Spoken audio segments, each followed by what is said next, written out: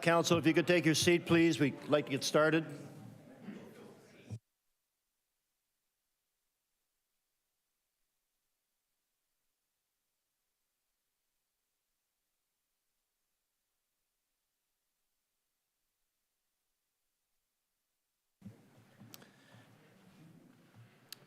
Good evening and welcome to the council meeting for Monday, May the 1st, 2023. Please rise for the playing of the national anthem and a moment of reflection.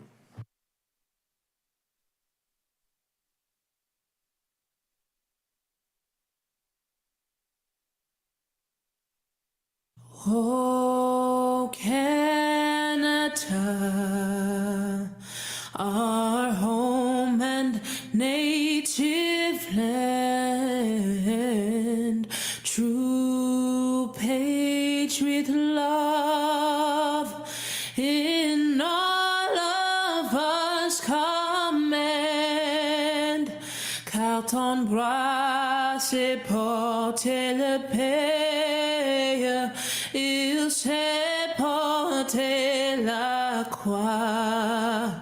Ton histoire est une épopée des plus brillants exploits. God keep our land glorious and free. Oh, Canada, we stand on guard for thee. Oh, Canada, we stand on guard for thee.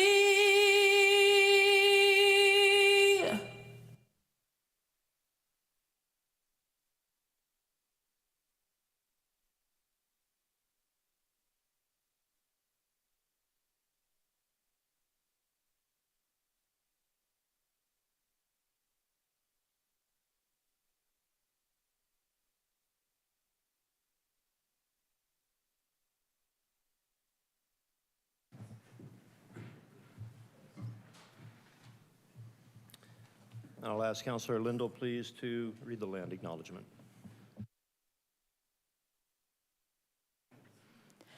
The land on which Council meets today is the traditional territory of the Haudenosaunee and Anishinaabe peoples, many of whom continue to live and work here today. This territory is covered by the Upper Canada Treaties and is within the land protected by the Dish with One Spoon Wampum Agreement. Today, this gathering place is home to many First Nations, Métis, and Inuit peoples. Acknowledging this is a reminder that our great standard of living is directly related to the resources and friendship of Indigenous people. Thank you, Councillor. Thank you to everyone for joining tonight's council meeting. Mayor Cisco is not with us tonight, obviously. He's currently in Ottawa participating in the Great Lakes and St. Lawrence Cities Initiative Day at Parliament Hill. So tonight I'll be sharing the Deputy Mayor's report, and unfortunately it isn't any shorter than the regular Mayor's report, but we'll do the best we can to get through it. First of all, before I get into the news, I want to take a minute to acknowledge that this week is the 54th Annual Professional Municipal Clerks Week. This is a time of celebration and reflection on the importance of the clerk's office to each municipality. And as we celebrate Clerks Week, we recognize our own clerk, Kristen Sullivan, as well as our deputy clerks, Evan McGinty and Donna DeVecchio, for all their hard work and dedication to the city. So thank you very much for everything you do, and we couldn't get through these meetings without you. On April 18th, the city hosted their annual volunteer recognition event to shine the spotlight on more than 50 volunteers who have helped donate their time and talents towards making a difference in our community.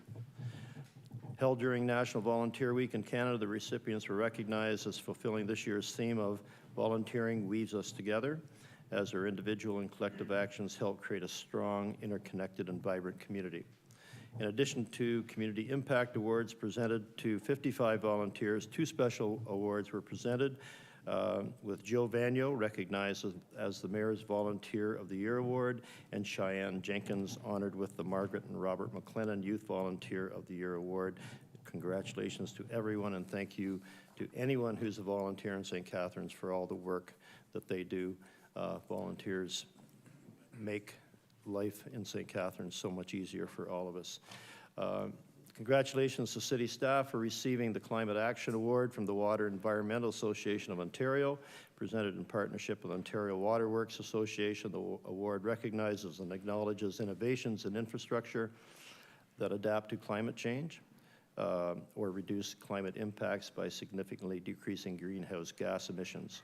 The news of the award came on the heels of a recent University of Ottawa research paper which ranked the city's climate adaptation plan third of 15 plans across the province evaluated for comprehensiveness, and we finished ahead of communities like Toronto, Hamilton, and Kitchener. So congratulations to staff for putting this together.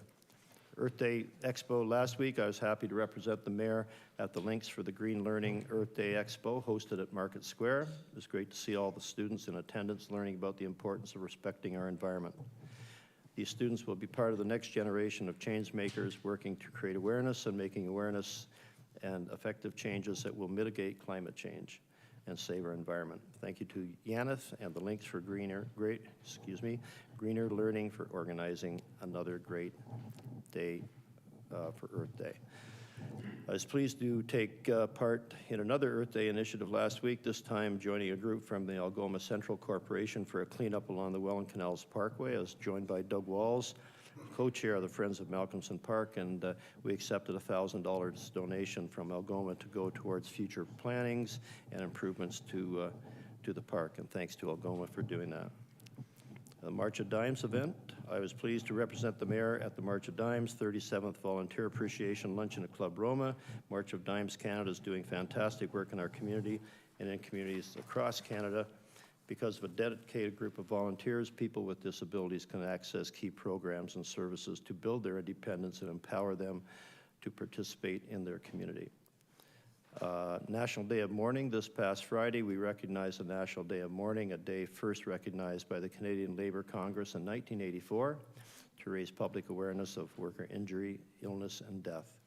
The mayor, myself, and Councillors Dodge and Stevens joined workers and their families, gathering in memory of those who have died as a result of work and many more whose lives and livelihoods are forever impacted by hazardous working conditions. Today is also First Responders Day. St. Catharines first responders selflessly protect the lives of each other and others in the community. And every day on behalf of the mayor and city council, I want to publicly thank them for their dedication, hard work, and commitment to safety. Today, I was pleased to take part in 3 flag raisings along with Councillor McPherson and Stevens, and we were joined by MPP Stevens. Doctors' Day, we first raised a flag to celebrate Doctors' Day, a day to celebrate all the Canadian doctors and health professionals who do so much to heal our communities and keep people healthy. We are also joined by a very large group on City Hall to celebrate Community Living Month, to raise a flag to celebrate their contribution of 70 years of service to our community. And then there's Children's Mental Health Awareness Week. We also raised a flag to kick off Children's Mental Health Awareness Week. Approximately 1 in 5 children and youth in Ontario have a mental health disorder, and 70% of mental health challenges have their onset in youth and childhood. And it's important that we always check in with our kids on how they're feeling, recognize any changes in their mood and behavior, and we are fortunate to have Pathstone Mental Health, a dedicated team of health professionals who have made every effort to be available. And so it was a busy day today. Today is also the 147th birthday of our beautiful city. We're not going to sing happy birthday, though. Our city has a rich cultural, economic, and social history and has grown from a relatively small settlement to a major industrial and commercial city in Ontario. We are the urban growth center for Niagara region, and we see continued growth in our city each and every day.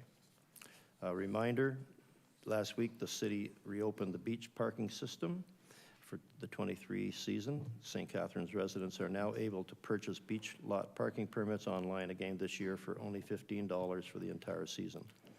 The permit allows for parking with no time limits between May 1st and September 30th from 9 a.m. to 9 p.m., each day at Lakeside Park Beach and Sunset Beach parking lots. Reminder, tomorrow, Carlton Street Bridge going over the Welland Canal will be closed from 9 o'clock until 1 o'clock in the afternoon for road maintenance. And congratulations, last week I was pleased to represent the mayor along with Councillors Stevens and Dodge at the St. Catharines Fire and Emergency Services graduation ceremony of 9 new recruits. After a rigorous selection process and intense training, these 9 new recruits were joined by family and friends to celebrate their graduation. One hockey team to congratulate the under-11 Garden City's Kiwanis Stars select team who just completed a great season, capping it off with a tournament win in overtime at the Mississauga Challenge Cup. Upcoming events, this Friday, May 5th, is the National Day of Awareness for MMIWG2SLGBTQIA+. You may have noticed the red dresses lining St. Paul Street between Carlisle and Ontario. These dresses represent the thousands of missing and murdered Indigenous women and girls, and will be on display for the next month to honor and symbolize the lost lives of Indigenous women to the hands of violence. And lastly, Folk Arts Festival. The start of May means the beginning of the 2023 Folk Arts Festival, a tradition here in Niagara using art in all its mediums to provide opportunities for discussion on diversity, artistic, cultural expression, encouraging the retention of cultural heritage and traditions, the sharing of cultural activities with the community, and to promote understanding and acceptance among the different cultures that make us Canada. And then now I will go around. That was a long one, sorry. I will go around the horseshoe. Are there any, I see Councillor Ratzlaff, you want something to add to this? Go ahead. Yeah, so International Harm Reduction Day is coming up this Sunday, and Positive Living has reached out and invited council and staff for a tour of the facility Friday. A consumption and treatment site can be kind of scary to some folks, mysterious, and I think when you're on site, you see what happens, you talk to the wonderful people who run it, you get a better understanding and appreciation for why it's important and how it's able to save hundreds of lives every year. So I just want to officially extend that invitation to everybody. It is early, it's 8 a.m. on a Friday, but I'll be there. I'm normally up with my kids a lot earlier than that, so yeah, come on out, anyone you'd like to. Thank you, Councillor. Councillor Garcia. Thank you, Mr. Mayor. Just 2 updates, Mr. Deputy Mayor. On Saturday, I had the pleasure of attending once again the Older Adults Art Show at the Dunlop Older Adults Center, and this is something they do every year, and they have so many talented artists that belong to our older adult groups, and once a year they display their art, and they have some for sale, and this year they have a beautiful 16-month calendar that they're selling, and it also helps contribute towards Pathtone mental health. I assume other councilors were there, and it's certainly something that I would encourage everybody to attend next year if they can. And secondly, yesterday I had the honor of representing the mayor at the day of commemoration and recognition at the Armenian Community Center. It was the 108th anniversary of the Armenian genocide, which is one of the greatest tragedies of the 20th century, where over 1.5 million Armenians were killed.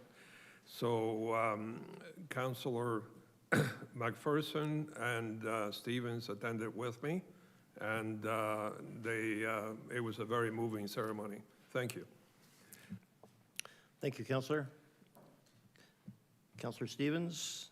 Thank you, Deputy Mayor. Just wanted to add that on Monday, April 24th, Mayor Cisco and I attended an asset management workshop in Smithville, and it was very informative, and I was glad that we could do that. And on Thursday, the 20th, I had the pleasure of touring the Niagara District Airport, and we actually got to go in the tower. It's run by the federal government, and we actually took a out to the middle of the runway and got out and walked the runway, and just to get a perspective of the size, and it was a very, very good learning experience, and that airport is a gem in our community, and we're going to watch it grow. Thank you, Councillor. Councillor Miller? Yeah, thank you. The reason I was uncharacteristically late today is I was at the May Day rally in Welland that was put on by the Justice for Workers Coalition, and it was a great event and a great reminder of the need for labor protections and public services, and the Strong Water women singers were there, so really great event, and kudos to those organizers.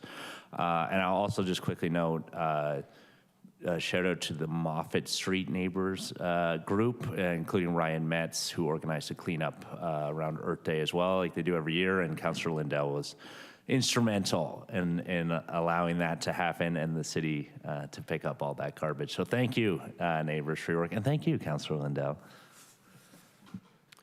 Thank you, councillors. And council, I just want to commend all of you for getting out in the community as you do to attend these events. It means a lot to the organizers for us to be there, I know, and it gets you out into the community to find out what's going on. So keep up the good work in that respect.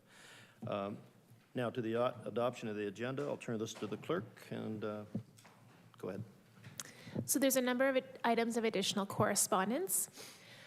Two of them have been placed in your Sugar Sync folder. The first is a confidential memo from the Manager of Realty and Insurance Services regarding Port Weller East access options, Realty file number 23-003. The second item is a memorandum from Director of Planning and Building Services regarding correspondence received for item 7.1, which is the recommendation report to amend the zoning bylaw for 47 St. Paul Street West. A confidential memo from the CAO regarding labor relations update, non-union civic employees in executive, supervisory, and secretarial positions. The 2023 salary adjustment was circulated directly to Mayor and Council today. There is an additional bylaw to be considered tonight further to that item. And there's two confidential memorandums from the Director of Corporate Support Services regarding labor relations update, QP union negotiations that were circulated directly to Mayor and Council on April 20th and April 26th. Thank you. Can I have a motion to adopt the agenda, please? Councillor Lindell, all in favor? Do I have a seconder for the motion? Councillor Harris, thank you. All in favor? I think that was unanimous, Council. That's pretty good. Adoption of the minutes. The Council adopt the minutes of the meeting of Council held on April 17th, 2023. Can I have a mover to adopt the Council minutes, please? Councillor Townsend, thank you. And Councillor Stevens will second that. All in favor, please raise your hand. I see no declarations of interest. Does anyone have one suddenly? Good. Well, there isn't any, so you're not required to submit written statements in case you have one.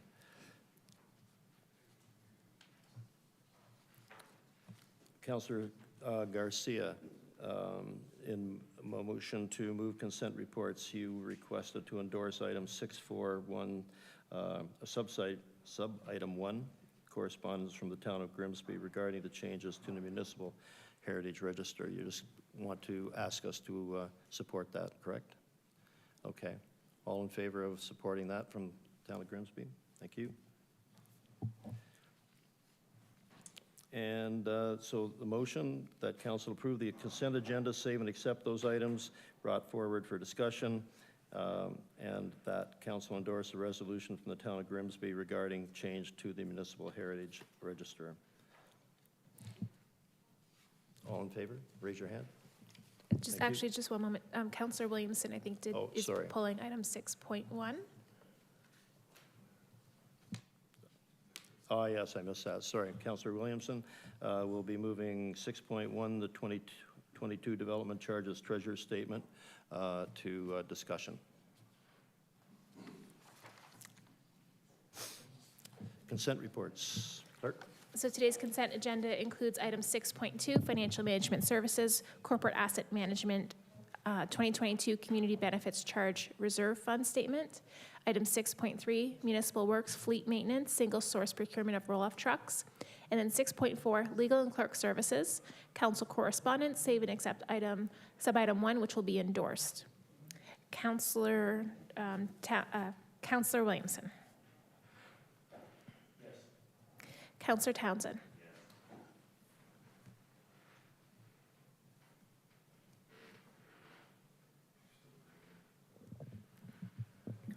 Yes. Thank you. Councillor Stevens. Yes. Councillor Ratzlaff. Yes. Councillor Miller. Yes. Councillor McPherson. Yes. Councillor Lindell. Yes. Councillor Kushner. Yes. Councillor Harris. Yes. Councillor Garcia. Yes. Councillor Dodge. Yes. And Deputy Mayor Phillips. Yes. And that's carried.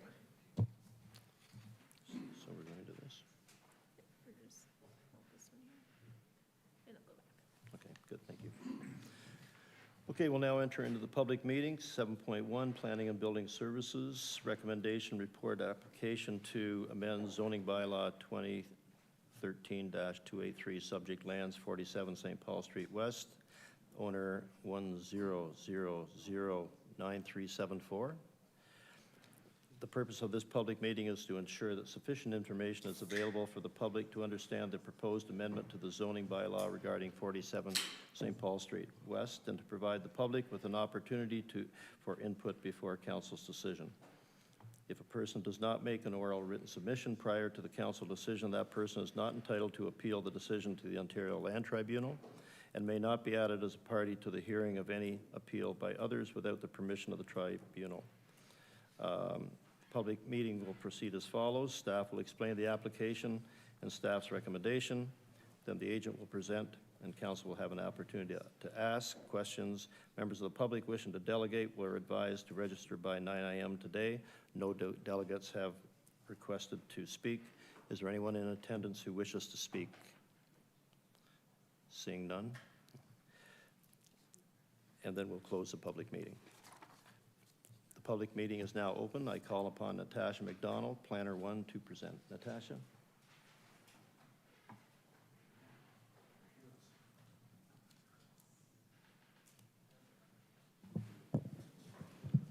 Thank you. Good evening, Deputy Mayor Phillips, City Councilors, staff, and members of the public. My name is Natasha McDonald, Planner 1 with the City, and I am here to present staff's recommendation for the zoning bylaw amendment application at 47 St. Paul Street West. This zoning bylaw amendment application is requesting to permit a 5-story mixed-use building containing 1 commercial unit and 16 apartment dwelling units. A total of 11 parking spaces at grade are being proposed. A zoning bylaw amendment is required because of the high residential density of 264 units per hectare of land.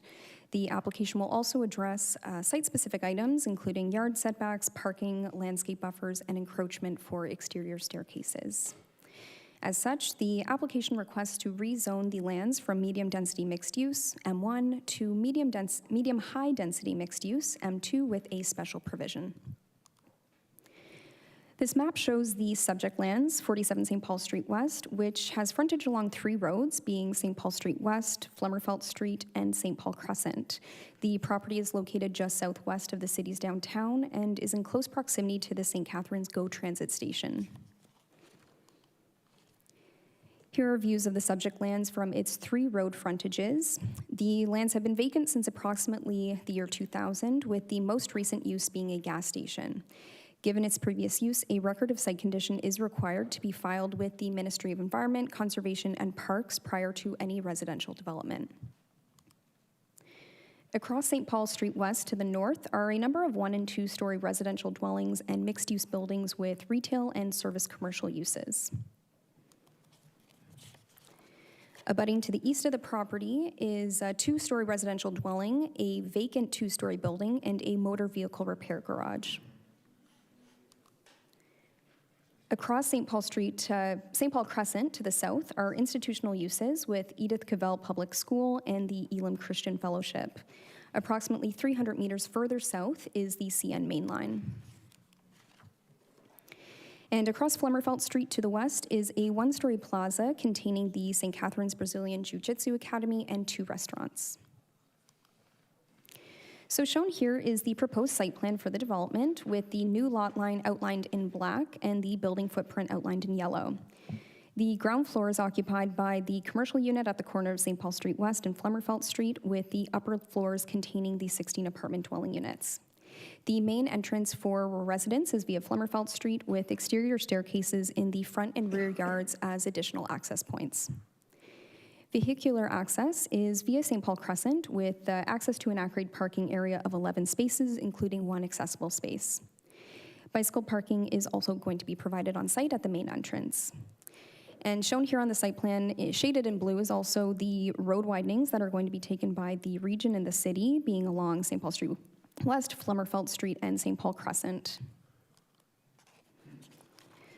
Shown here are the proposed elevations for the mixed-use building with views from St. Paul Street West and Flemmerfelt Street. Staff have evaluated this application against provincial land use plans and policies, being the provincial policy statement and growth plan, and found that the application is consistent with and conforms to provincial policy.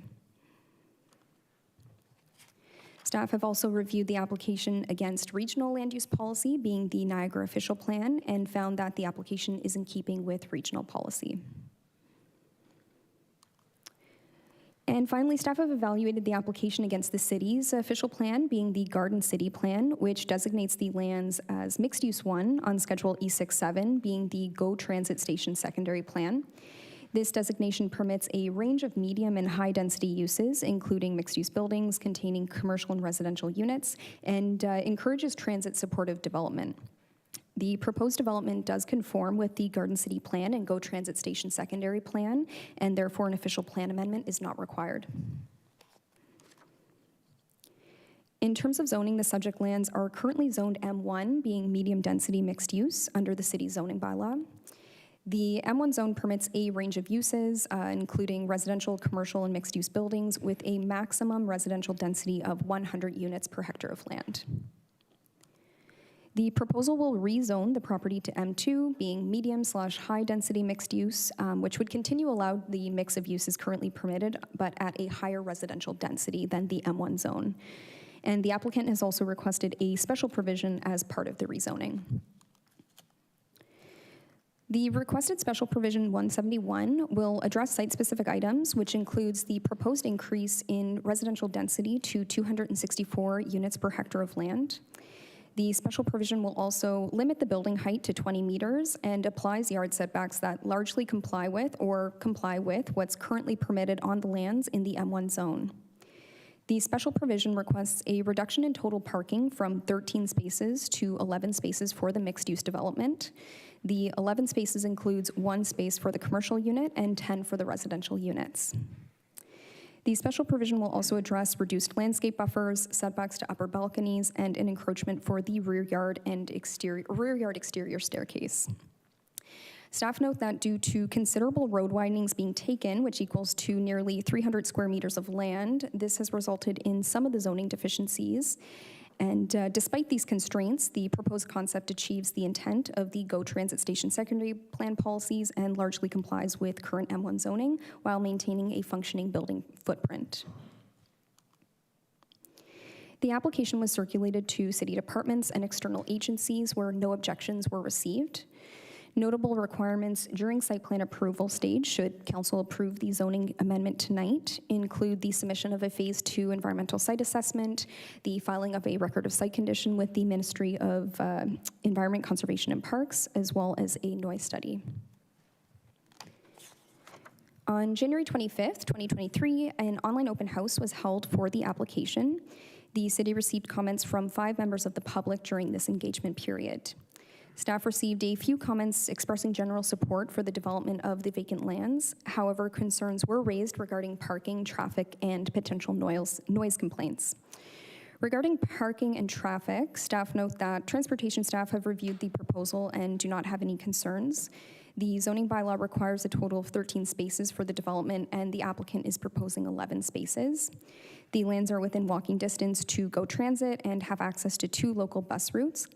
The region has also identified plans to extend the St. Paul Street West bike route along the entirety of the road, as well as connecting to other nearby regional roads. To mitigate potential noise impacts, a noise study will be required during site plan approval, where any mitigation measures required will be implemented. In conclusion, it is staff's recommendation that council approve the proposed zoning bylaw amendment. The proposal is consistent with the provincial policy statement, conforms to the growth plan, Niagara official plan, and the Garden City plan. Thank you. Thank you. Councilors, if you have any questions, I'm going to have the agent come and present, and then if you have questions, you can ask either the agent or our planning staff for clarification. I also want to mention that Mr. Sam Farouk and Rajiv Sadana, the owners, are attending via Zoom in case you have any questions of them also. So at this point, I'd like to call upon Susan Smythe from Quartec Group to present.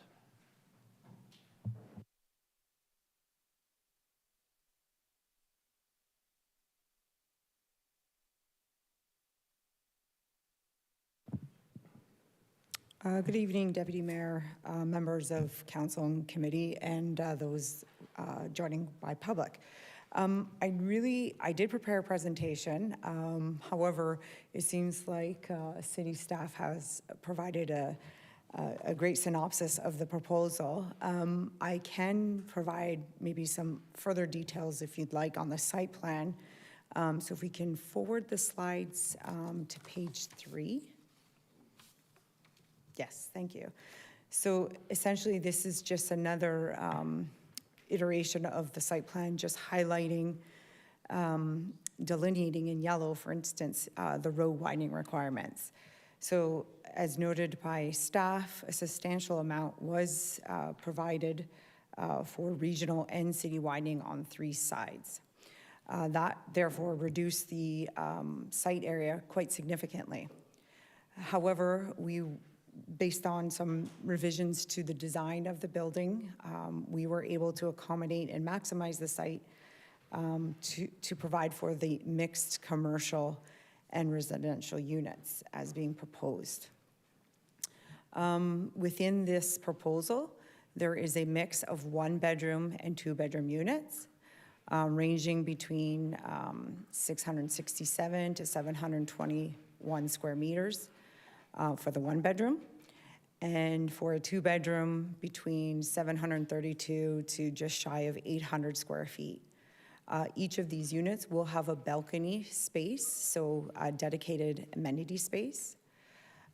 As well, there is, again, noting the deficiency of parking by 2 spaces. However, given the location of the site and proximity to the GO station, this is an ideal proposal that promotes the use of multimodal type of transportation and less dependency on the vehicle. As noted by staff, there will be provisions available for bicycle parking, both exterior and interior to the building. And as well, no access will be from St. Paul Street, as noted by the region. All access for the vehicle will be from St. Paul Street, St. Paul Crescent. And the renderings were provided. I think the next slide, if you don't mind forwarding, essentially just provides some general elevations of the proposed building. As you can see, the ground parking is going to be open. There will be some landscaping that will essentially screen from the public view. There will be the dedicated main entrance for pedestrians off of St. Paul Street to that commercial location on the corner of St. Paul and Flummerfelt Street. And as you can see, it's the 4 stories above with the residential units. I don't really have anything much else to add, and I am available to answer any questions you may have. Thank you.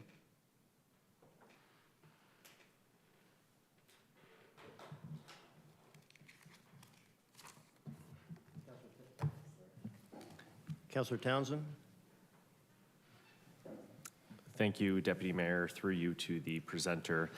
My question is, In regards to the height of this, I see a special opportunity here with this specific location, it being very central. It's close to the GO station, it's close to downtown, it's on a transit route. Why not go higher and add more units on this site? And that's usually not something people want to hear, go higher, go more units. I just see, because of the special location of this specific, I guess, yeah, that's my question. Why not more units at a time where we need housing? Sure, through to you, Ms. Deputy Mayor. To address that question, there was some consideration to go higher, which therefore would increase the density on the site as well, and then pose some conflicts for parking. So we believed, both with consultation with city staff, that maximizing at 20 meters was appropriate given the size of this site. Okay, thank you for that. I think it would be a unique opportunity to add more units, but that's just my opinion. Thank you. Councillor Miller? Yeah, thanks. I guess just following on that, same question, but to city staff. Why is this property limited to 20 meters when it's so close to the downtown and on a busy street in the wine road and everything like that? So what's the planning sort of, I guess, justification of that provision of 20 meters? Through the Deputy Mayor to the Councillor, it maxes out at 6 stories through the GO secondary plan. So that was the direction that we took. I think the idea was to give it a little bit more of a pedestrian context and to fit in with the neighborhood around. Yeah, I realize there's not many tall buildings. I have occasion to run by this area from time to time, but like Councillor Townsend said, I think, again, and given the GO site nearby, I think this would, and just because it's on St. Paul, would have been a good opportunity to go up, but certainly have faith in our planning staff. So fair enough. Thank you.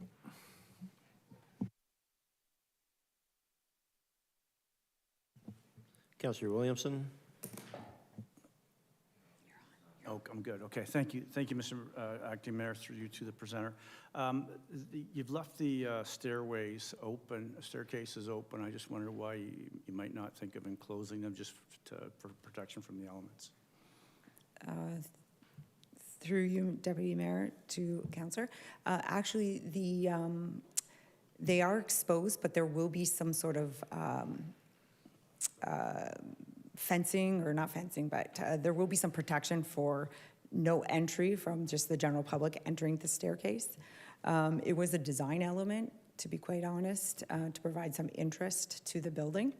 And that's pretty much the reasons for the exterior case. But it won't be, there will be an access through security, a key for the residents, so no public access to enter into the building from the exiting staircase.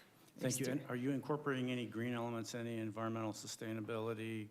Has there been consideration given to environmental sustainability aspects in the construction, in the design? Through you, Deputy Mayor, to the Councillor, yes. So there will be, with the available space we have for landscaping, we have maximized to the most we possibly can with street boulevards along all sides of the street, as well as providing some greenery and screening to the building itself, particularly along the parking, to prevent any potential members of public entering into that area. So wherever we can have provided landscaping, we try to maximize. Thank you. Councillor Ratzlaff? Yeah, thank you, Deputy Mayor. Through you to planning staff. We talk a lot about road diets, centering kind of our streets on pedestrians and making them more attractive to people who are walking in this, taking away some of the parking spaces is going to require that. So I'm just wondering, when we talk about considering those things, why do we have to widen the streets in those areas? What's the, how does that align with that priority, or is there something else to consider? Through the mayor to the councillor, that is a regional road, and they've asked for a regional widening to accommodate future bicycle lanes to tie into their overall network. All right, thanks. That's helpful. And then one other question to the presenter, through you, Deputy Mayor. Was there any consideration to put the parking underground rather than above ground under the units? So through you, Deputy Mayor to Councillor, so it was explored. However, it just would not make the project feasible to go underground. And is that because it used to be a gas station, or what was the barrier there? Could be yes, that was included, but also just the cost associated with underground parking. It's averaging 30 to 40,000 per space. And given the constraints of the road widening, it just was not feasible for the project to continue if we were going to pursue underground parking. And then, so when you were considering going higher, does that change? Like, does that make it more feasible to put underground parking if it's a higher building? More units? As much as we wanted to explore higher units, in consultation with city staff, it was noted that the 20-meter maximum height, giving the pedestrian scale on that streetscape, was most appropriate for this size of this site. So we've just maximized it as much as we could. Thank you. Thank you. Councillor McPherson? Thank you, Deputy Mayor. Through you to the presenter. Councillor Rotzlav actually asked my questions about parking, but I want to just commend you on the design of the building. Everything I've seen in the world around us and how they're designing it, it really fits with kind of the way of the future. And to that, I know there's some concerns around the parking, but just a question around when you're designing, how long do you design a building to be there? Like for? Like how long are you expecting this building to be there? Through to you, Deputy Mayor to Councillor. Just a guess. It doesn't. Like in terms of the design, Just or the more longevity of the building? The longevity of the building. For a long, long time. Okay. Yes, I don't think, well, again, I'd have to speak to the architect on that. No, yeah. I'm just trying to get around, or just to the point of the number of parking spaces that you decided that you're thinking of, when it's being designed, you're thinking of not today, how we live today, but into the future. And correct, given the context of the proximity to the GO station and proximity to the downtown core, that was factored in, yes. Okay. Thank you.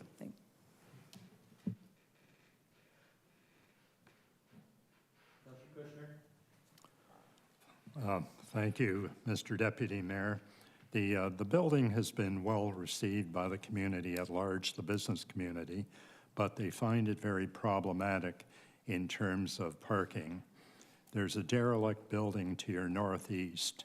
Was that considered as a purchase, or do you own the building?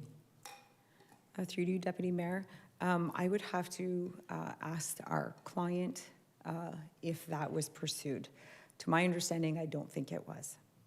Okay, and that's the question I get from the business community, because that building has been derelict, it has been problematic, and recently they had a major fire, and I understand they're doing some work in the building, and the question is, why would you not consider purchasing that building and increasing the residential density?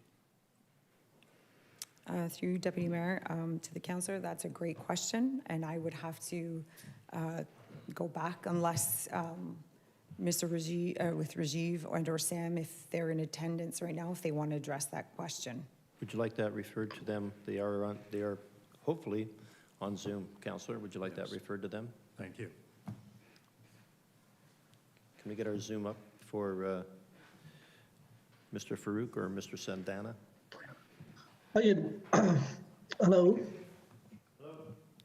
Mr. Deputy Mayor and Mr. Councillor, I'm Sam Farouk. I'm the owner of the property.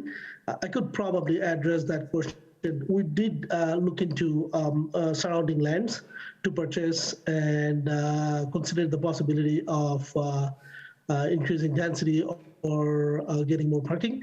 The land size of that adjacent house that is being questioned right now is fairly small. It's not a full lot. It's a half lot. There's two houses back to back from St. Paul and St. Paul Street and St. Paul Crescent.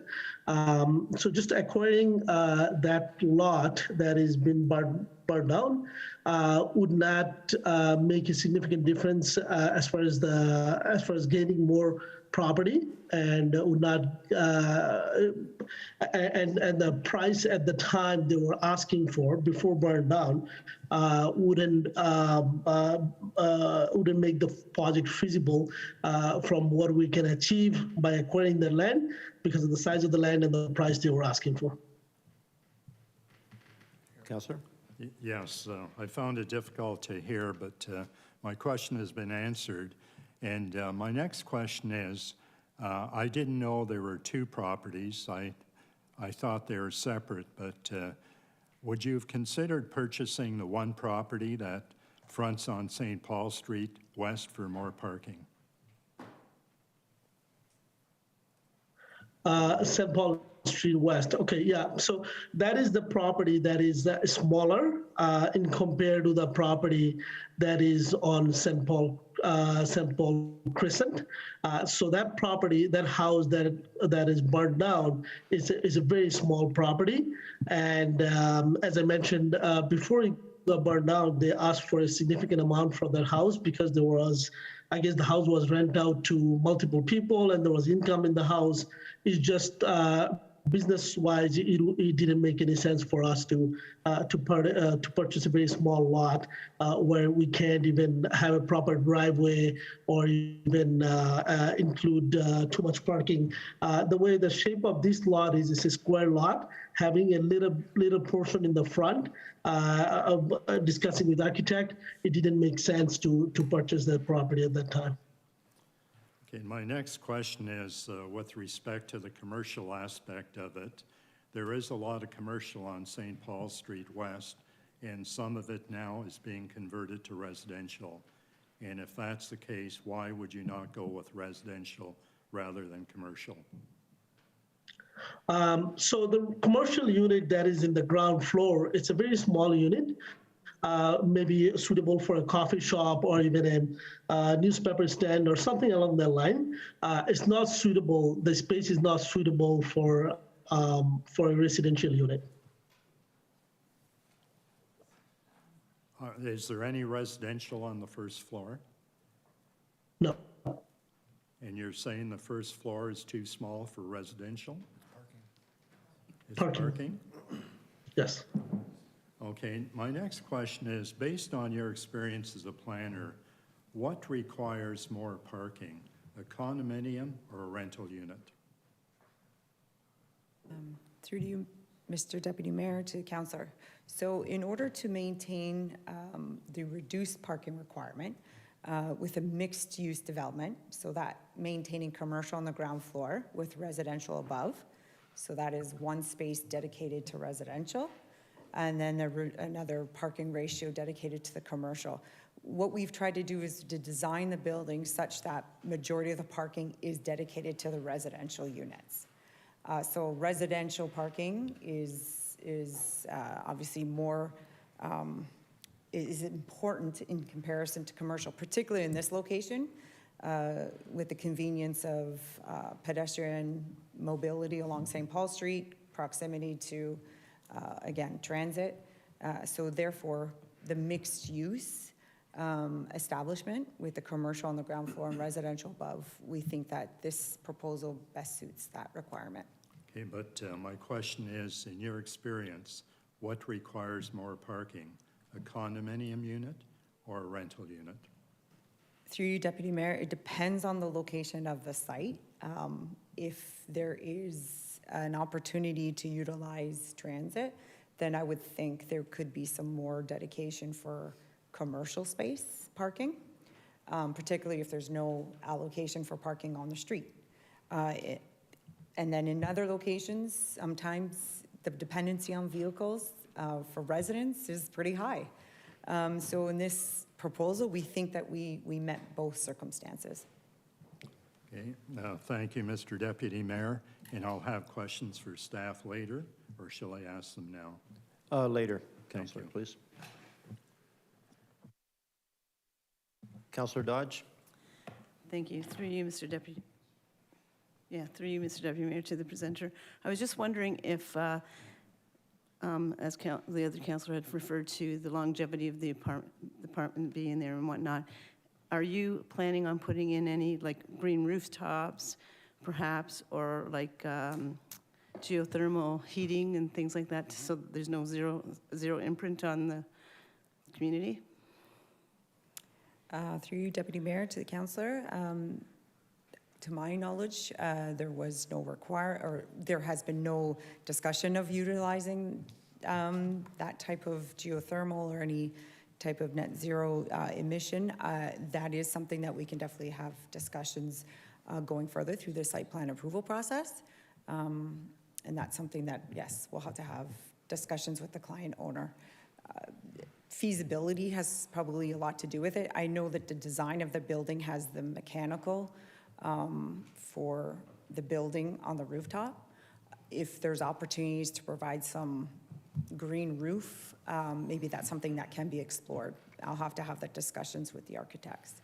Okay, and what about perhaps like through lighting through the building and stuff like that, where it would be more environmentally friendly? Any discussions on things like that as well? Through Deputy Mayor to Councillor, in terms of, are you suggesting windows? No, like I'm thinking like LED lighting or things that are good for the environment. Right. I believe that is definitely something that's going to be considered through the detailed design building permit phase, yes. Okay, and then for the commercial site, you only have one parking space. What type of businesses would be allowed to be in that like space with only one parking space available to them? Through you, Deputy Mayor to Councillor. So the space is relatively small, if you will. So the vision is geared towards a cafe, geared more to pedestrians and maybe the residents of the building to kind of just pop in, grab something quick and go on their way. It's not geared for anything major commercial or retail. Okay, thank you.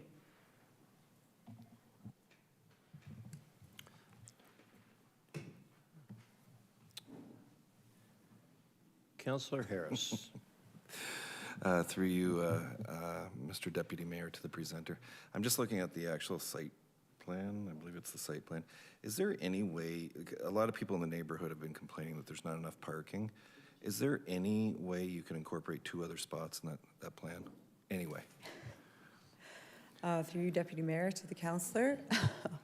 There is no possible way. We have tried to, and again, couple of the main reasons why.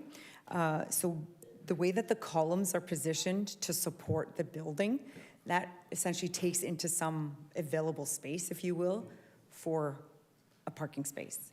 The accessible parking space for barrier-free, obviously that needs to be required, so that was something that we accommodated as well.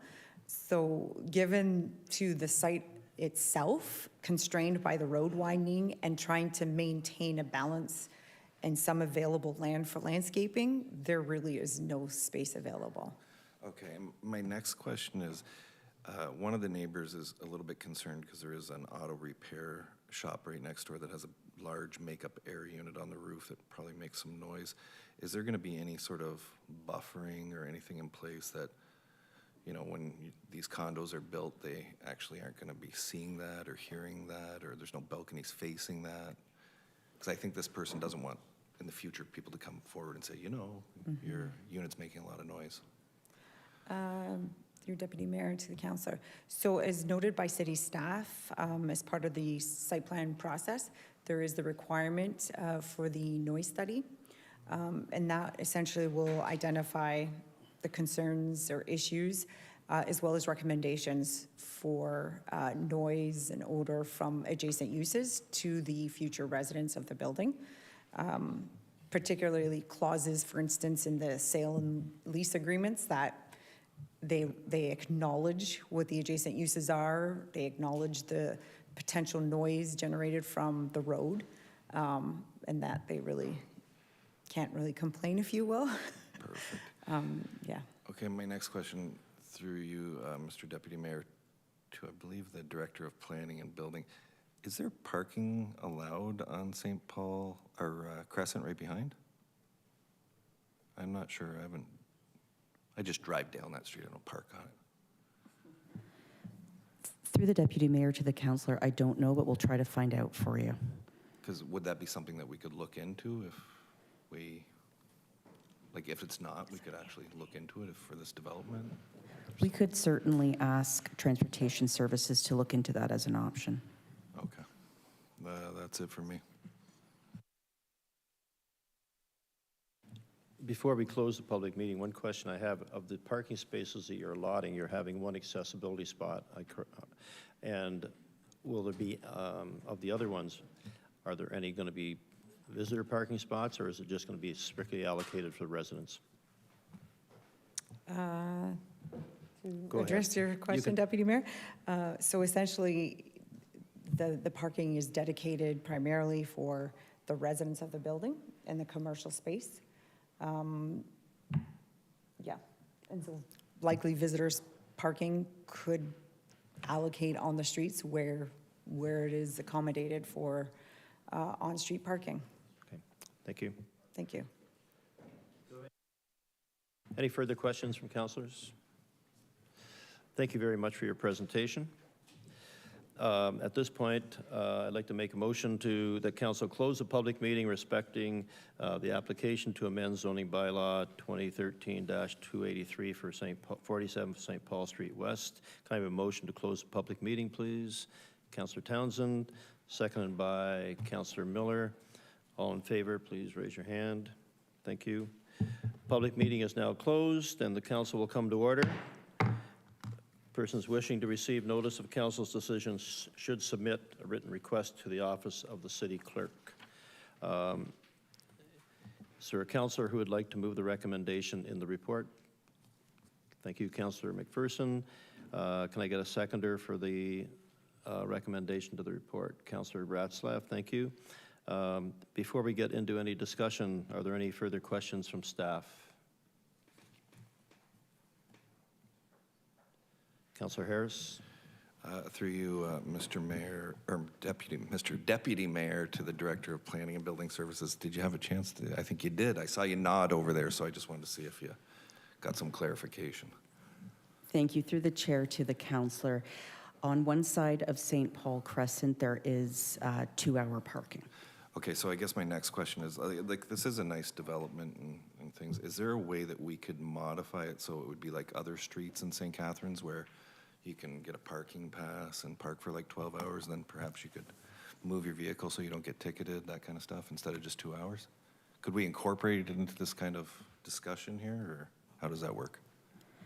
Through the chair to the councillor, that would be more appropriate to direct a report to the director of EFES to look into the merits of that, but we would not tie it into the application here. The application before you this evening is site-specific to a private property, so we can't necessarily tie in a parking permit system on a public road to that approval. But it is something we can look at in the future.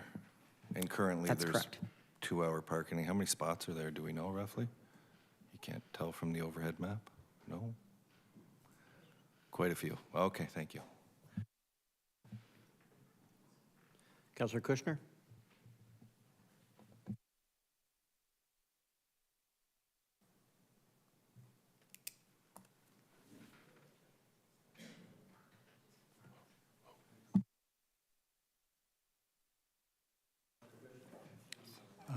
Thank There you go. Thank you, Mr. Deputy Mayor. The question is, how much space, how many parking spots have we allocated for the commercial? Director? One? Through the deputy mayor to Councillor Kushner, the zoning bylaw requires 1 parking space for the commercial unit, given it's less than 20 square meters in size. Okay, and you've indicated in the report there's no parking for the first 4 units. Is that standard?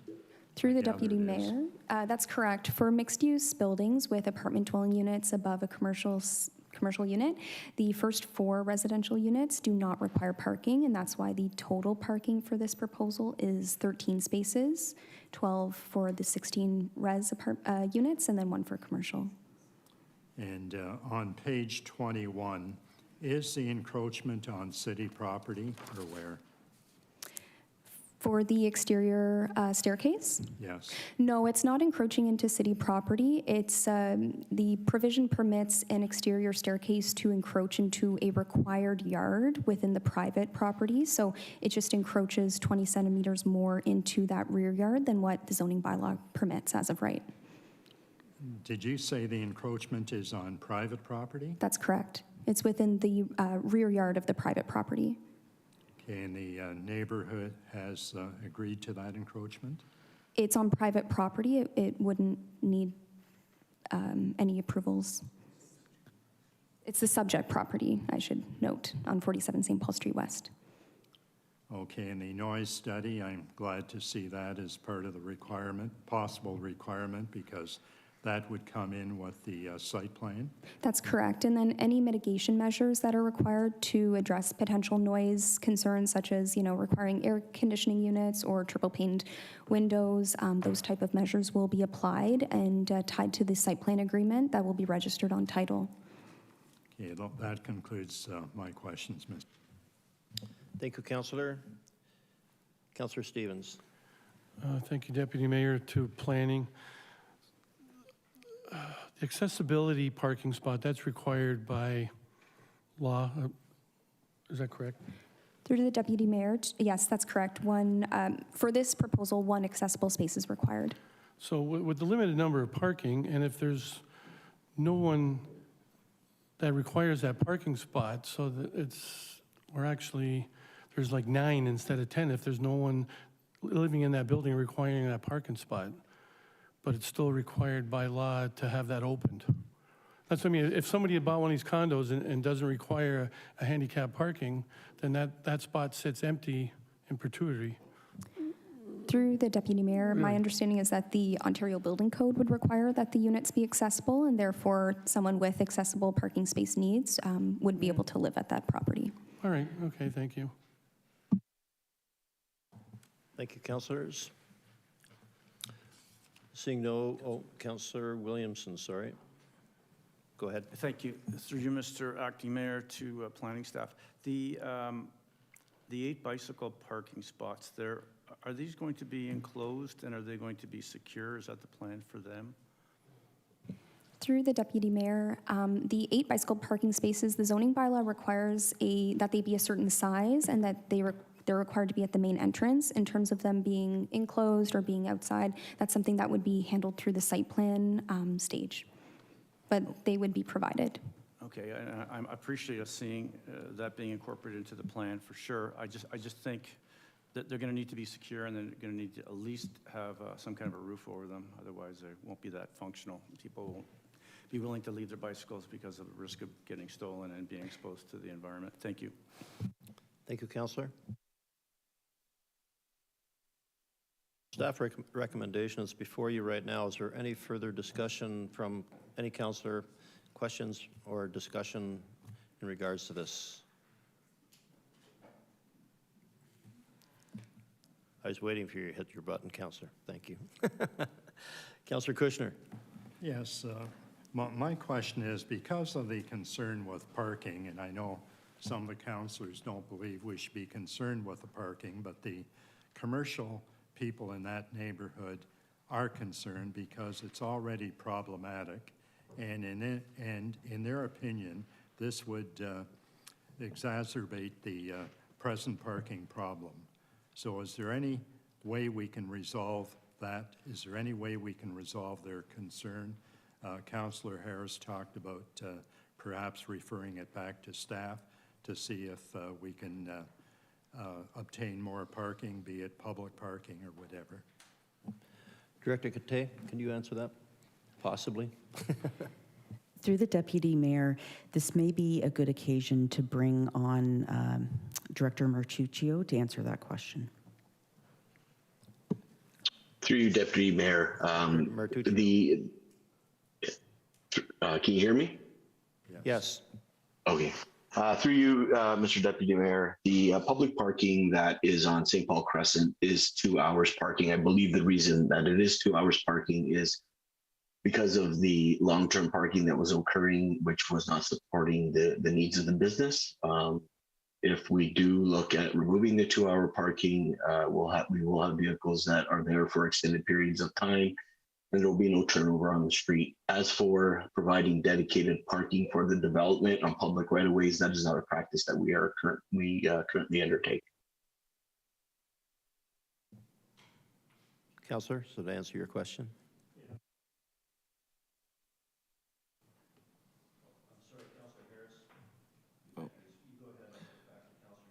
I just wanted I'll to get back to Councillor Kushner in a minute. Go ahead, Councillor. Okay, I Harris. just wanted to clarify, I didn't want to refer it back to staff. All I was suggesting is that if there is 2 hour parking, and I didn't want to make it specific to the development, I just want to see if some of those provisions could be lifted in the future, and I'm pretty sure the CAO can comment on that there are opportunities like on other streets like Albert Street where people can park for extended periods of time.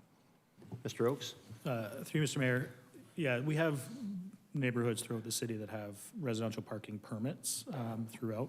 If that's something that council wants to look into for this location, definitely staff could bring a report back. So it wouldn't be part of this as an approval, it'd be asking for a report to come back with how we could implement it on St. Paul Crescent.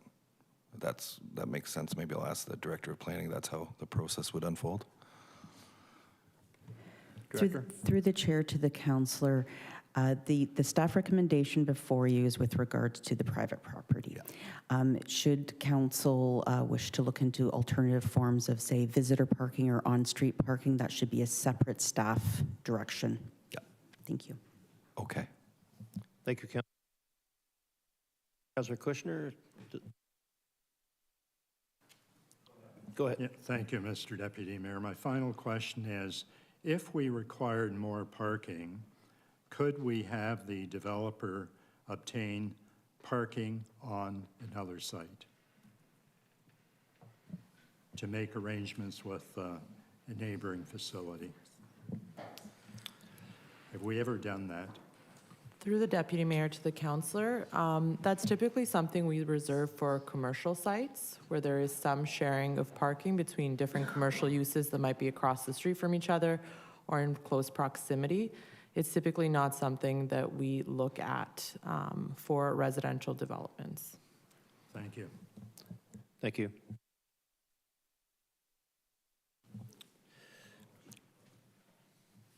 Okay, seeing no further questions, I'll turn. Okay, you got it? Good. Seeing no further questions, I will ask the. Oh, I just wanted to know, when would I ask for the report? when are you asking for a staff report to come forward? That's what you're saying? Yes. We'll do that at the end. Okay, thank you. At this point, I'll ask the clerk for a recorded vote. Councillor McPherson? Yes. Councillor Ratzlaff? Yes. Councillor Miller? Yes. Councillor Stevens? Yes. Councillor Townsend? Yes. Councillor Williamson? Yes. Councillor Dodge?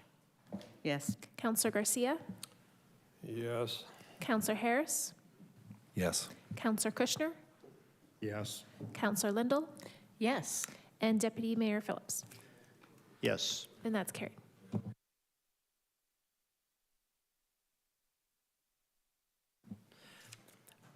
At this point, I'll call upon Karen Doyle, Tourism Marketing Officer, and John Dunn from Floor 13 Inc. to present an update on a joint destination marketing organization with the town of Lincoln. Thanks, Mr. Deputy Mayor. I'm going to provide a brief introduction to the project and then pass it over to my colleagues. So thank you Go again, for it, Mayor and Director. Council. Thank you. So in September of 2020, Council authorized a memorandum of understanding with the town of Lincoln to establish a framework for a collaborative approach to tourism marketing and destination awareness, combining the rural and urban tourism experience of both our destinations.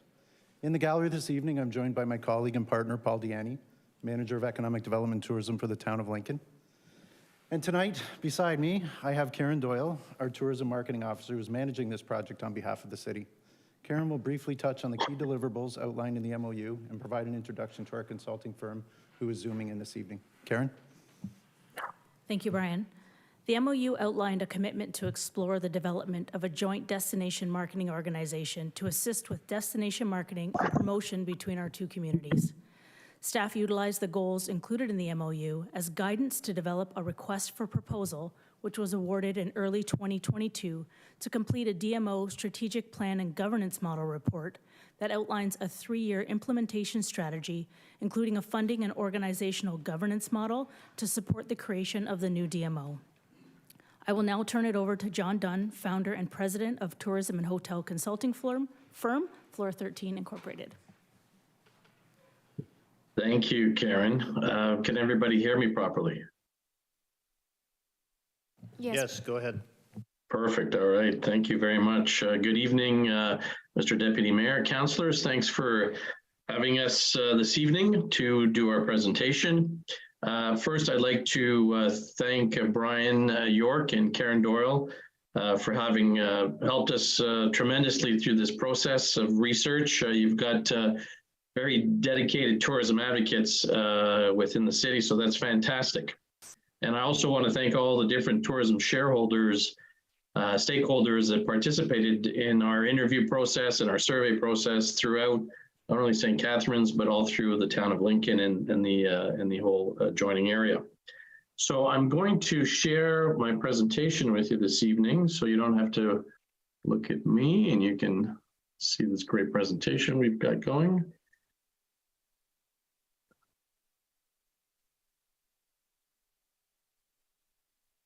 Can everybody see that? Yeah, we're good, John. Great, awesome. So I think the timing for this, thinking of putting together a destination marketing organization is very timely. As we're seeing more and more, especially in the post-pandemic era, that a lot of towns, cities, regions are waking up to the strength of tourism. And competition is getting rougher and rougher, and especially in Ontario, a lot of communities are looking at implementing their MAT tax and other tourism-related marketing and organizations. So I think the timing is perfect, and getting together with the town of Lincoln makes so much more sense than going it alone.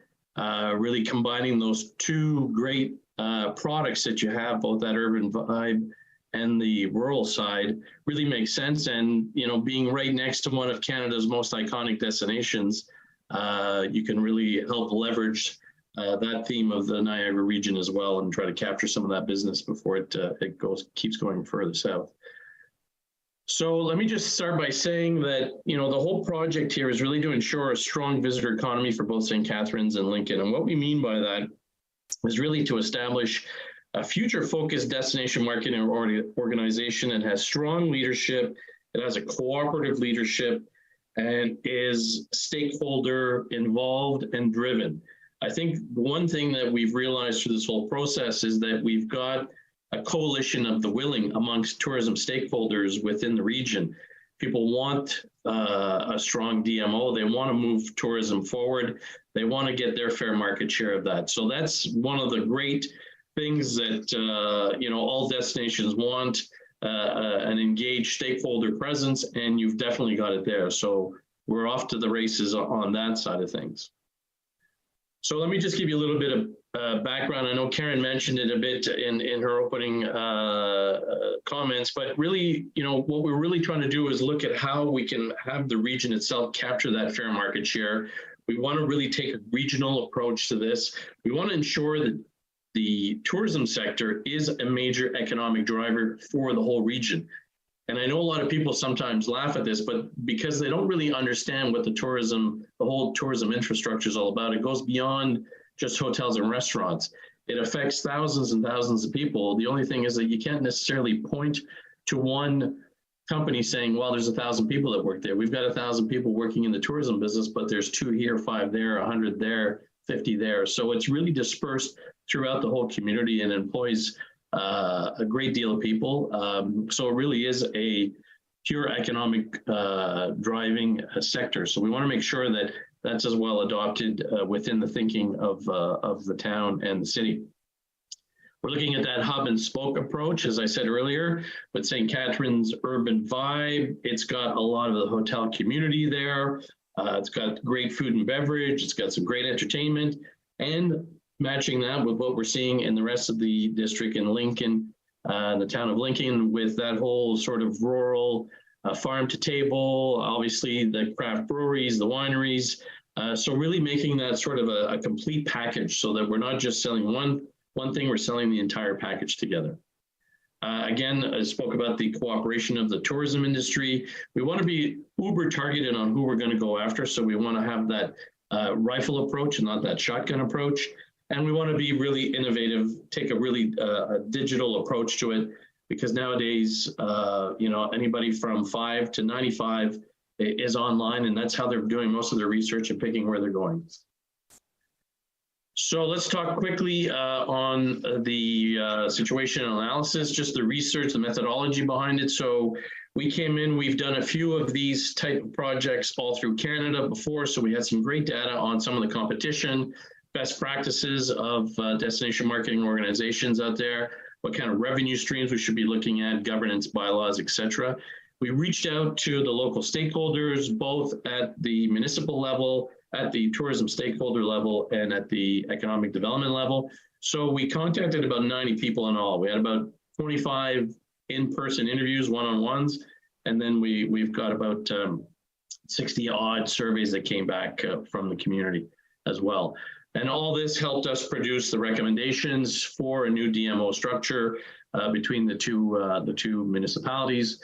And we looked at, you'll see, we'll talk about purpose, governance, bylaws, planning, staffing, etc. So just to touch on some of the best practices of DMOs out there in Canada and in the United States as well, but mostly Canada we're looking at right now. So when we're talking about the type of structure, we look at having a industry-led board of directors. We want not only, obviously, people that are involved in the tourism industry to be on the board, but we want competency players on the board as well. And what I mean by that is, finance, marketing, lawyers, these kind of things, people that are in the community that can bring something different to the board, look at it from more of a neutral point of view. And especially in a startup position of a new DMO, we definitely need some of those expertise as well going forward. We want to make sure that they have a very defined mandate, that we have clear and updated bylaws within the board, and accountability. So lots of communication, obviously.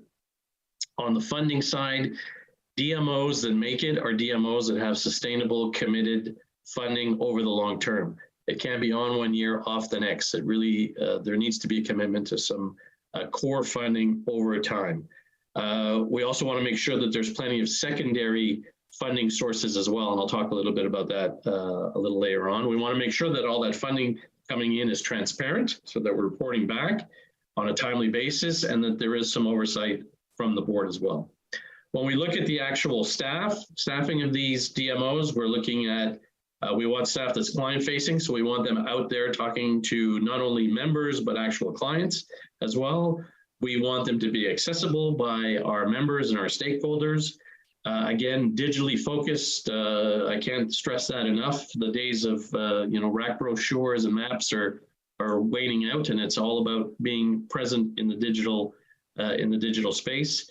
We want to make sure that our employees there have very clear targets and KPIs that are measurable on a yearly basis.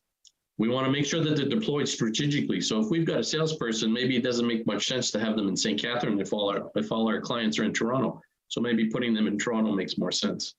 And we want to give them that option of either remote or in-person work options as we're seeing that more and more. On an annual basis, as far as targeting, we want to make sure that we've got an annual business plan. We want to make sure that we're targeting the right clients through clear data. We want to make sure that the destination itself has goals that it wants to achieve. We want a DMO that's risk tolerant, that is not afraid of failing fast and changing things up. And that's the beauty of the digital world, is that you can do that quickly. You don't have to wait for the next season or the next printing schedule, etc. And we want to make sure that we've got a clear USP, a unique selling proposition. Again, you're competing with some of the bigger destinations in Canada, but certainly in Ontario.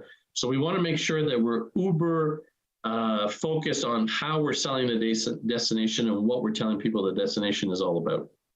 And finally, on best practices on the membership side, well, we want to make sure that there is a membership. We want the tourism sector to be involved. We want them to have a bit of skin in the game. We want to make sure that they're involved on a daily basis with recommendations as well. We want to encompass the whole of the industry. We don't want to just talk about wineries or just restaurants or just hotels. We want to talk about tour companies. We want to talk about small producers. We really want all of the industry involved. We want to make sure that it's a collaborative approach. So you'll see when we make our recommendations on the governance, there's a lot of different people at the table. So we want to make sure that we're getting voices from across the industry.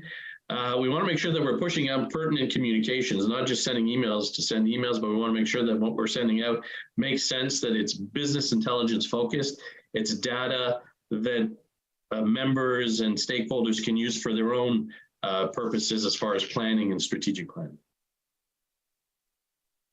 So as part of the interview process and the process that we did with the surveying of the stakeholders, here are some of the common themes that we heard. So these are what came back from those 90 people that we spoke to. We've broken it down. I mean, we heard a lot, but we've just broken it down in a few themes. So as far as an actual having a joint DMO, everybody's overwhelmingly in favor. They want to prioritize the focus on marketing, product development, and advocacy. We want to make sure that the DMO is a development aggregator and facilitator and not a producer. What I mean by that is we want to make sure that they're bringing people together to develop new products and experiences, but we don't want to necessarily have them run those products or experiences. Because the worst thing we could do is bog down a DMO and having them organize a festival or an event or whatever. They're not organizers, they're marketers. That's where we need to keep them. So it's a question of bringing everybody in. Obviously, cooperation with some of the other regional tourism entities, whether it's in Niagara Falls or whether it's Niagara on the Lake or the RTO, we need to talk to them on a regular basis to make sure that everybody's in their respective lanes, and see where we can leverage each other as well, and bringing more people into the whole region anyway, regardless. On the governance side, we want to make sure, the stakeholders wanted to make sure that it is an independent nonprofit organization that's industry-led, that there's a board of governors, there's a board of directors that's properly represented. We wanted to make sure that there was no particular sector that had a majority of seats on the board, and that there was clear and timely accountability from that board. On the financing side, the stakeholders told us that the DMO should be partly, hopefully, financed by participating municipalities, that a portion of the MAT tax could be used to allocate to the DMO as well. They wanted to make sure that the shared economy accommodations, so Airbnb and company, also participate in the MAT, and I know that's already in place in St. Catharines and being looked at in the town of Lincoln. They also wanted to make sure that there were pay-to-play programs. So in other words, programs built by the DMO, which stakeholders can buy into. So whether it's a product thing, a seasonal thing, a festival thing, that would be extra revenue for the DMO as well. And that there should be membership fees, but maybe they're deferred for the first 2 years to make sure that the DMO really takes off on a good tangent, gets well organized, and then asks for even greater commitment on behalf of the stakeholders. As far as the unique selling proposition, everybody was quite, the one thing that kept coming up was that it was an authentic experience. So really an owner-operated hosted experiences. And people kept saying, well, we're sort of the Sonoma versus the Napa, where if you show up, the likelihood that the owner's behind the cash and not, sitting in Toronto in a big office. So that was definitely clear. So that authentic experience, having the most wineries in Ontario, obviously, being 1 hour closer to the GTA than some of your competition down the road, An excellent culinary experience, the farm to table, it's right there, it's grown locally, people love that. The arts and culture and entertainment sector also was very vocal to come out and say that there's plenty of stuff happening on there as well. A lot of history in the region, Black history, the Welland Canal, the Indigenous history. So there's room to play with that. And obviously the waterfront it plays a major part in that. As far as the feeder markets, we asked them, you know, what are you spending your money? Where are you getting your clients from? So obviously the main ones were GTA, Southwest Ontario, the US border states, and Quebec. Targeted segments for families, new Canadians, small corporate meetings, because there's not a lot of big corporate meeting space. Weddings, obviously, foodies, soft adventure was another big one, and sports, tourism, and events. I'll tell you, we just recently hosted some great events. So let's talk about this new destination marketing organization. What's it going to look like? So what do we want from it? The desired future state? Well, we really want to envision a highly successful DMO that has clear and established goals, has sustainable funding, and really hones in on key markets so that they're not all over the place. Uber target again. And of course, we want to leverage the Niagara region's worldwide reputation as well, which then again brings in the authentic products I was just talking about. And really, it's again that hub and spoke where St. Catharines' urban vibe meets Lincoln's rural attractions. So that's kind of the visioning that came out a lot of our for a lot of consulting.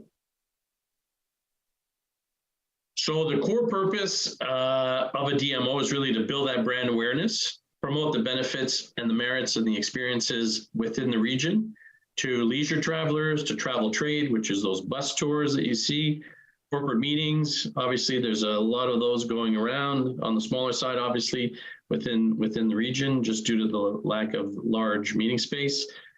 Sports groups and events, you're already well positioned for that, so to keep going. And a couple others are travel media. We often overlook that, and travel media is a huge part of what DMOs do now. So it's really to drive visitors to the region and then have the stakeholders in there close the deal with them. So our DMO attracts people within the region, and then the local industry really tries to attract them into their own businesses. So, you know, we're drawing the horse to water, and then somebody else has to water it. Core responsibilities that defines progressive DMO is build that brand, promote the destination, be a special events marketer. So sometimes we need to step out of our comfort zone, and we've got special events, so we need to market those.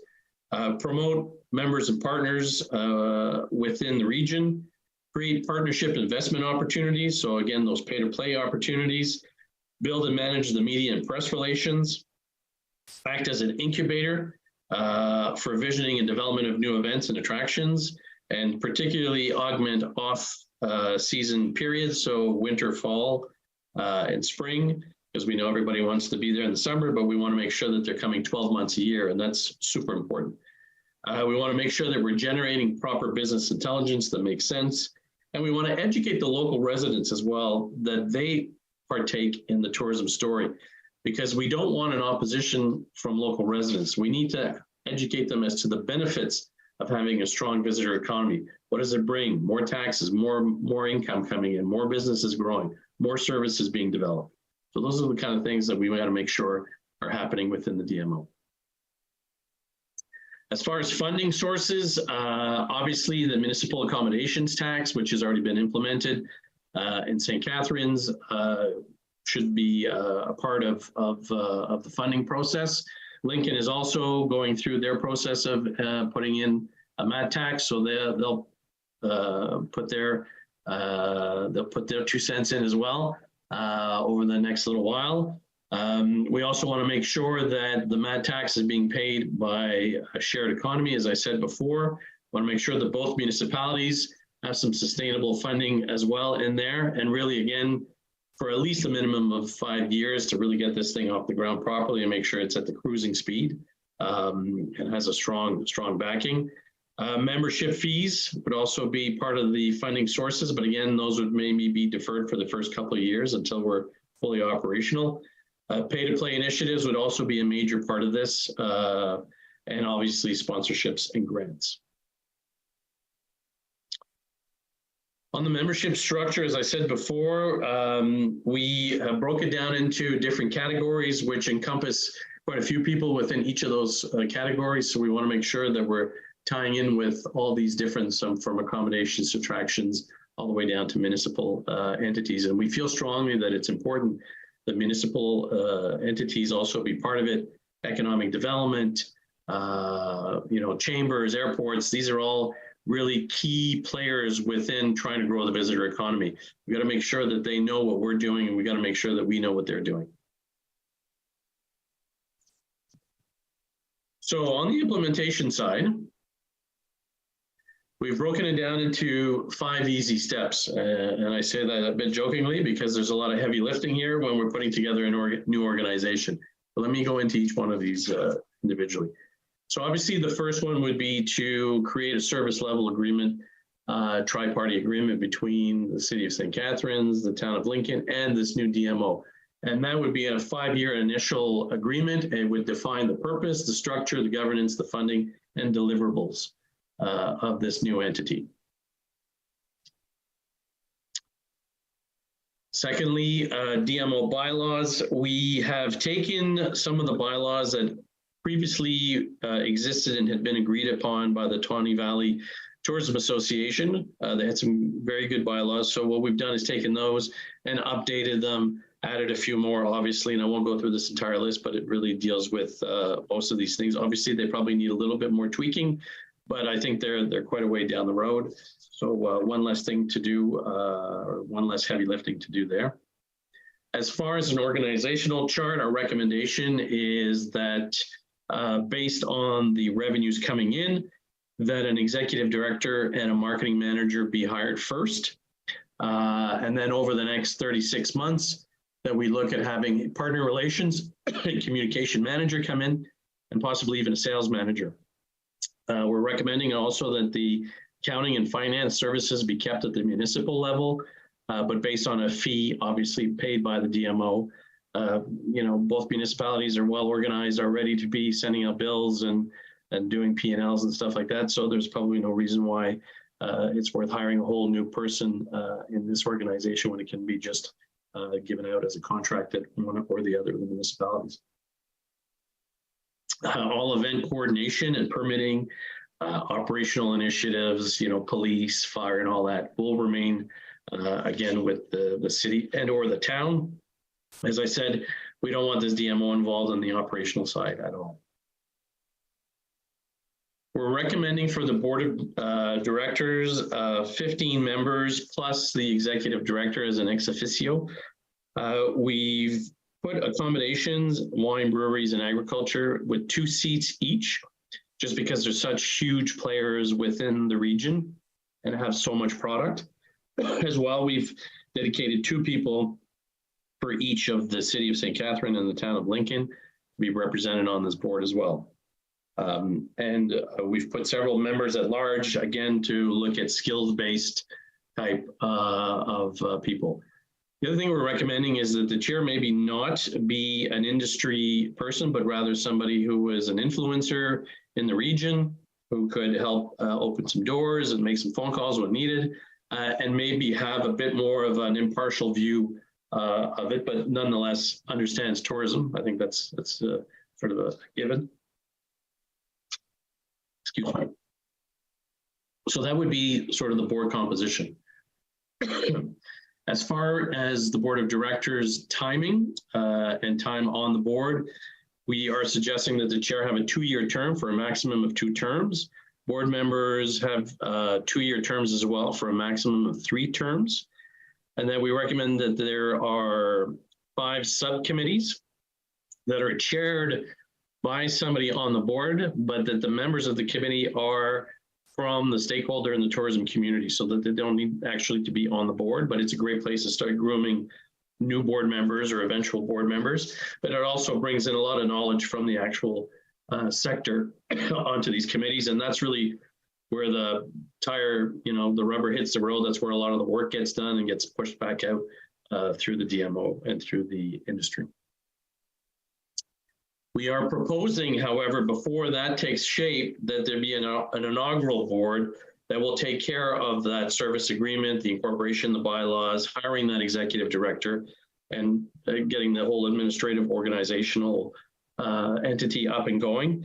And then that inaugural board be named by the City of St. Catharines and the Town of Lincoln, and that it be disbanded at the first annual general meeting to take place either in the fall of 2023 or sometime in 2024, depending on how quickly or how long it takes to get all these things done.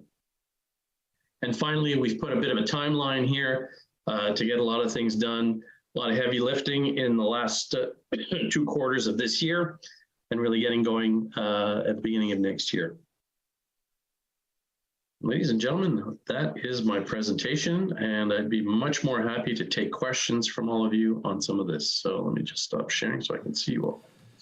Thank you, John, for that very extensive presentation. Before we go on, I was remiss in welcoming Paul Deaney, who's the Director of Economic Development in Lincoln. He's also on the Board of Directors of the Grape and Wine Festival with me as a non-voting, and welcome to the council chambers of St. Catharines. I know not quite the same as what you're used to out there, but glad you're here. And it sounds like our economic development people are going to be very, very busy in the next little while. I have questions. Councillor Townsend. Thank you, Deputy Mayor. Through you, I'm not sure if this would go to staff or to the presenter. I'm just trying to get an understanding of the financial breakdown here as to what the City of St. Catharines is putting in and what the Town of Lincoln is putting in. I see also the Town of Lincoln doesn't have a MAT tax yet. I know it sounds like it's in conversation as mentioned, but I'm looking for a breakdown to kind of understand what we're putting in and what the Town of Lincoln is. Director York. Thank you. Through the Deputy Mayor to the Councillor, certainly a great question, and it's something that we're working on through the service level agreement that would come back to Council for ratification. At present, we intend to be funding, as the presenters noted, funding our portion of contribution from the municipal accommodation tax, as well as, or perhaps also from our operating budget for 24. So a TBD, but will be provided to Council in the service level agreement report that will come back this fall. Our colleagues in Lincoln intend to fund from operating until such time their municipal accommodation tax is in place, and it's something that they're scaling up now to start in 24. Okay, thank you for that. And my other question goes to the proposed governance breakdown. Just knowing that St. Catharines does have a larger population, would they not be considered to have maybe one additional representative on this type of board? Or does staff feel as though Town of Lincoln having 2 and the City of St. Catharines having 2 is a fair breakdown on a governance board here? Sure, thank you. Through the chair to the councillor, I'm representation by population. I don't believe service is the industry best. It's an equal partnership, so it was designed in such a way. I will ask the consultants, either Pat or John, to comment. Yeah, I think, the main thing over and above whoever sits on the municipality side of it, I think it's really, we want the industry to really step up and run this thing on the board level. So I think Brian's comment is exactly that. I don't think we want to make sure that this is a partnership, that it goes well for the future. So it's a little bit more than the average in Canada as far as DMO boards. The average is about 13 members, but we felt very strongly that because it's a brand new DMO, there's a lot of heavy lifting. We want to make sure that we're really talking to all the different sectors to make sure that we get the word out, the cooperative, feeling that everybody's got to be working together. So I think it's fair to have both municipalities have an equal number at the table. I don't see a problem with that. Okay, thank you for that. My other question is in regards to, does the region and the City of St. Catharines kind of already do this type of, marketing destination marketing organization. I know, like, it just seems like we already kind of have something like this, or I'm trying to, I guess, understand the vision and the difference as to what we currently already have. Director York? Yeah, thank you through the chair to the councillor. It exists in a less than coordinated approach that we're looking for today. So we do recognize that matched experience of what Lincoln offers. Coupled with St. Catharines, we firmly believe that a shared service model is the way forward to reduce the inefficiencies of today. We also want more representation from the industry in what we're doing and how we're delivering service, and we think this is the best model forward. It is a best practice model from across certainly Canada. The other point I'll add, the region has identified tourism in their new 10-year strategy as a priority sector. We think we know that with the 40,000 people that work in tourism in Niagara, and both Paul and I will be looking for an investment from the region in the near future to complement our efforts. Okay, and I do have one more question, and this is not to be taken out of context, but my question is, why the choice of the town of Lincoln? And I'm curious as to, I'm trying to understand, you know, why is this such a unique partnership? Director York? Yeah, through the chair, a natural affinity to grow west is certainly one reason. The other factor that we work very well together, we've done it for a number of years, and when I say that matched rural experience, it's the more than 50% of Niagara's wineries are in Lincoln, and that's a huge tourism draw that we want to capitalize on with the investments that this council and previous councils have made in our downtown. We have the greatest urban vibe that no one can match in Niagara with the investments of the city of St. Catharines that we want to draw more people to. Thank you for that. And if I could just add as well, Mr. Deputy Mayor. Sure, go ahead. Yeah, you know, the wonderful thing about tourism is that a tourist doesn't really care about the city limits. They just want a great experience. So if we can convince them to have so many experiences that they're going to increase their length of stay within town, that benefits everybody. We've proven that, you know, a day visitor, an overnight visitor spends three times more than a day visitor. So we really want to get those overnight visitors to stay within the region and spend more. And that's the goal ultimately. Thanks, John. Councillor Garcia? Thank you, Mr. Deputy Mayor, and thank you to John and Pat for that excellent presentation. Very, very detailed. You certainly have a lot of work to do. that was quite extensive. Councillor Townsend has already asked one question that I had, which was about budgeting. He also touched on the board, and over and above individual representations, it sounds like a very large board, which in my experience, they become rather unmanageable when they get to be that large. Do you feel you need that many people? Well, as I said earlier, the recommendation, the average in Canada is about 13.5 to be exact. But I think because of it being a new entity, and we really want to get this off the ground hard and fast, I think the more people pitching in on this, at least on the short term, will definitely help and get the message out. I think it can be reviewed over time, obviously, but I think as a starter, it's probably better to have a little bit more than not enough. I would recommend. Okay, thank you for that. You will need a very good chair, I can assure you. Yes, indeed. Yes, indeed. Anyway, just two individual questions or points. When you mentioned the unique selling propositions, you mentioned history. You may want to add the War of 1812 as a potential attraction as well. And in addition to the Welland Canal and Black history and so on. And I don't know if you're there yet, but will highway signage on the QEW be considered in relation to the DMO, or will they remain separate? Maybe that hasn't been looked at yet. Well, it was touched on very quickly. I mean, it's obviously part of the advocacy of DMO to try to increase wayfinding throughout the region. So obviously that will be part of one of the many things that the DMO has to do, but I don't think that it will be their responsibility or their fees to put it up. I think it has to be done through transport or through the city or through the town. Okay, thank you for that, and I certainly applaud the concept, and I hope it works. Thank you, Councillor. Councillor Kushner. Thank you, Mr. Deputy Mayor. I'm sorry, but I don't understand the logic of this. This, to me, sounds like duplication. We have the region and we have the cities, and I think they do respectively good jobs. So I don't know what the advantage of setting up another bureaucracy is. Is it for the purpose of coordination? And if it's for the purpose of coordination, why wouldn't all the cities coordinate with one another under the auspices of the region? So to me, it sounds very bureaucratic, and I don't see the benefit in it.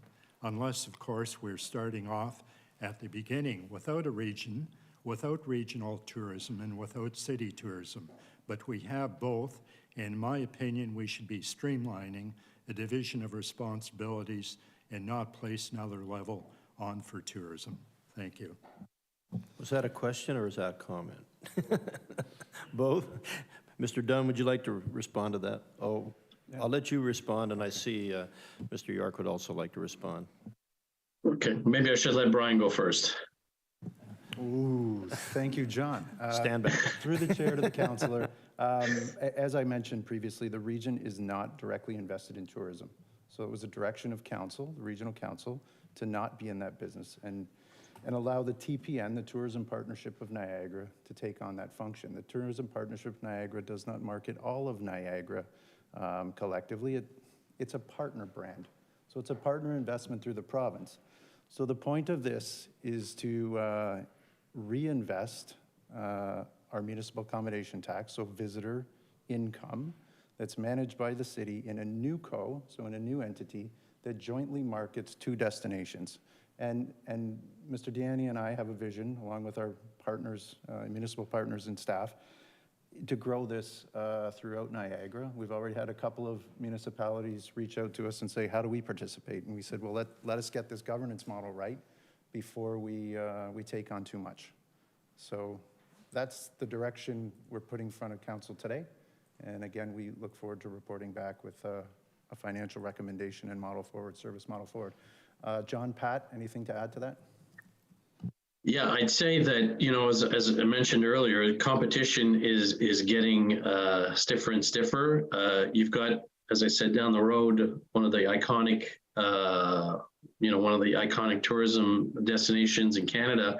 You're missing out. People are driving by to go to Niagara, and they get to Niagara Falls and they say, okay, well, this is it. They've seen the file, it's fantastic. And we all know that the city has, you know, it is what it is. So I think there's an opportunity for those more discerning clients to stop within the St. Catharines, Lincoln region and benefit.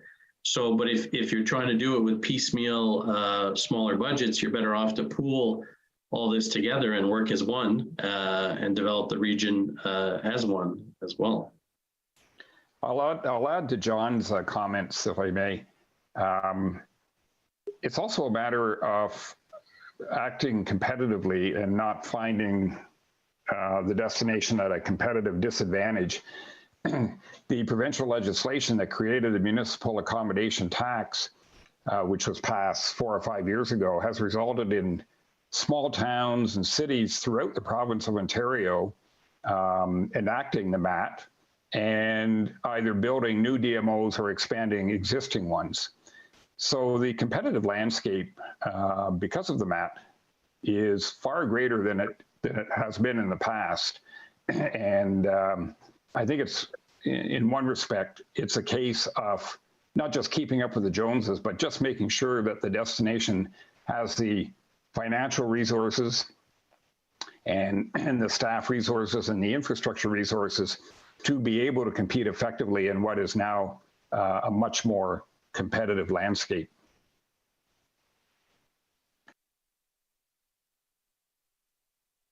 Thank you. Councillor Miller. Thank you. Just quickly to, I guess maybe to staff, to clerks, we're not voting on anything tonight. Is that correct? That's correct. An This update? is Okay, for yeah. information purposes only. Okay. Just quickly, I think clarification as well. The MAT, what are the rules around the MAT? Isn't how we spend the money that we collect through the MAT, is that restricted or governed in some specific manner? Yes, it is. It's directed specifically to be reinvested in tourism dollars. Okay. I have a similar question, I guess, that's been asked a couple times around sort of the duplication or competition. I guess I'm curious, this is probably a question to John and Pat and maybe to Director York, but how they see this new organization interacting with something like Grape and Wine, which is already doing a lot of tourism promotions and things like that, or the Chambers of Commerce, which is another membership organization that has tourism clients and members as well. So how do you see this interacting with those existing entities? I think it's... Okay, sorry. Sorry. Go ahead, Brian. If you want to take that one, or do you want John to? Go ahead, John. Okay, sorry about that. Sorry, Deputy Mayor. I think they have to work hand in hand. What's happening now is everybody, as you said, we've got Chamber of Commerce's doing marketing, you've got these festivals doing marketing, you've got the Craft Brewery Association marketing, you've got a bunch of people marketing, and they're all saying different things. There is no consistent message coming out of the region. So as a buyer of tourism, you're not quite sure what you're going to get when you come into the region. You might get a festival, you might get something else. So I think this just aligns everybody, makes sure that everybody's focused on the same communications, the same USP. It really gets everybody working in the same direction and not rowing against the current. Councillor? Yeah, no, I think that's going to be a sort of delicate challenge because those organizations, like I think of Grape and Wine specifically, is still going to be out there and promoting maybe a similar message, but a different one than this organization is. So it'll be interesting to see how they interact. But I understand maybe we won't know that until we're a little further down the road. If I can just comment on that, we've talked to a lot of these different stakeholders, and they're the ones who are saying we need a DMO. Okay. Because we need to centralize, and we are willing to pay and pay to play as well. So I think it just will increase what they're already saying, but maybe streamline it a bit better to benefit the rest of the community as well. Okay, yeah, I appreciate that. That does seem to be an important task for sure. So hopefully that's something that the DMO can accomplish. Just in terms, I know this was sort of touched on in the presentation, but as a membership-based entity, I guess, what's the feeling around that? Is there enthusiasm from the stakeholders to purchasing or becoming members? Because again, they're already members often of other chambers of commerce and things like that. So what was the feeling from stakeholders around that? Yeah, there's two thought processes here. If it's a well-established DMO, if I use Tourism Toronto as an example, because they're the biggest and they're just down the road, then I would say they don't really need a membership group because, they're representing everybody in town and there's just too many of them. On the flip side, though, when we are looking at a new entity, smaller destination, for all intents and purposes, new destination, because we're going to have a new look and a new feel. We're going to sell it differently than we're selling it now. I think it's important that the local community, the stakeholders, have skin in the game. I think in past experiences, we saw that there was none of that going on, unfortunately, and everybody was complaining. And our thought, and having spoken to a lot of stakeholders, is that, if you're going to complain, sit at the table and complain and bring something to the table. So I think having a membership and having a membership fee eventually just shows commitment to what you're doing and puts skin in the game on behalf of the stakeholders. Is the feeling that stakeholders are going to be on board with that? Do you see membership being popular, I suppose, with stakeholders? Yeah, we didn't face any real opposition on that. Most people said, yeah, let's do it. Let's just get this thing off the ground. Let's move it forward. We're 100% behind you. So we didn't see any major membership. Nobody came out and said, I'll never pay a membership. Okay, that sounds good. Last question, just I think to Director York. How will this change what our economic development department does? Obviously, I think tourism is part of it. So do we stop, do we get out of that and it's sort of all handed over to the new entity, the DMO, or how does it alter what we're doing in terms of tourism in-house at City of St. Catharines? Director York? Yeah, thank you. Through the chair to the councillor, it really is a TBD and it's scalable. So the intent is that the taxpayer stops funding tourism over time in St. Catharines, and we use the municipal accommodation tax, the visitor spend, to fund tourism with an investment in the destination marketing organization. You will recall that the municipal accommodation tax you voted in favor of 60% towards the Municipal Services Corporation, which could fund the DMO, and 40% of that gets retained by the City of St. Catharines to reinvest in tourism infrastructure. And what that could be is we could work with Director Christie to find something that fits in the park that draws tourists, something that complements and benefits the entire community, but also attracts to the community. So there's still a role required here to be invested in this over a fixed period of time. When we exit, it will be a slow exit to ensure that this new DMO has legs, with the support of the board complement. And I think Pat and John stressed that we want to give a voice back to industry to have more input around where these dollars are being spent and how we attract their visitors back to their businesses to support the 40,000+ people that work in tourism in Niagara. Okay, thank you. That's all my questions. Thank you again for the updates on where we're at on this journey. Thank you. Thank you, Councillor. Thank you, Mr. Deputy Mayor. I just have a couple of quick questions. One, I'm not sure who can answer this, but you stated that this is basically for information tonight, that we're not voting on anything.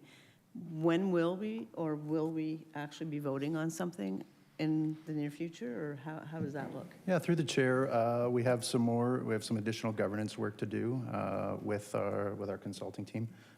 We anticipate coming back this fall with a recommendation report on that service level agreement that would bind the corporation to a partnership investment with the town of Lincoln. So we've staged this out. This is one step in our process, and we'll be back this fall with a recommendation report. Okay, so when you come back, if I kind of through the timeline, does that give us enough time to get everything in place, sort of thing? Through the chair to the councillor, it certainly does. It'll also give us a better forecast. Well, we won't have a forecast on the municipal accommodation tax, so it'll become a known. As we said, we have an estimate based on the 2% we're collecting, but by fall, we'll know what we've been able to draw for the first 3 quarters, and that's when we'll bring a report back, thinking that this is how we can fund it going forward.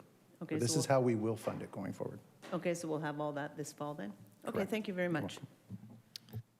Thank you, Councillor. Councillor Williams. Thank you, Deputy Mayor. Through you to Director York. Is this plan dependent upon the town of Lincoln passing a municipal accommodation tax? Through the chair to the councillor, it is not. So Lincoln has advised that they can fund from operating until such time. They will make a request to fund from operating until such time the MAT is up and running in their community. I can assure you that their council was very supportive of this presentation. Asked almost as many questions as you, maybe a little more. Not you, but you as council. But they are supportive, and there's a real push to get things moving forward here on their part. And is there a timeline when they'll be voting on a MAT tax? Through the chair to the councillor, I'm not sure of the timeline, but Mr. Danny is in the council chambers tonight. Is that something you could share, Paul?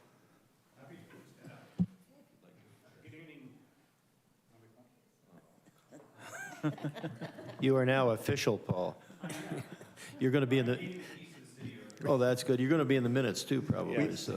Good evening, Council, and Go it's ahead. a pleasure to meet you. So Paul Deaney with the Town of Lincoln, Director of Economic Development and Communications. So through you, Chair, to the Councillor, we're currently working on our short-term accommodation reform in the town of Lincoln. So as members of council will know, before you can implement a municipal accommodation tax, you do need to have some licensing and regulations when it comes to short-term accommodations. So we're currently working on that, looking to come back to our council in the fall.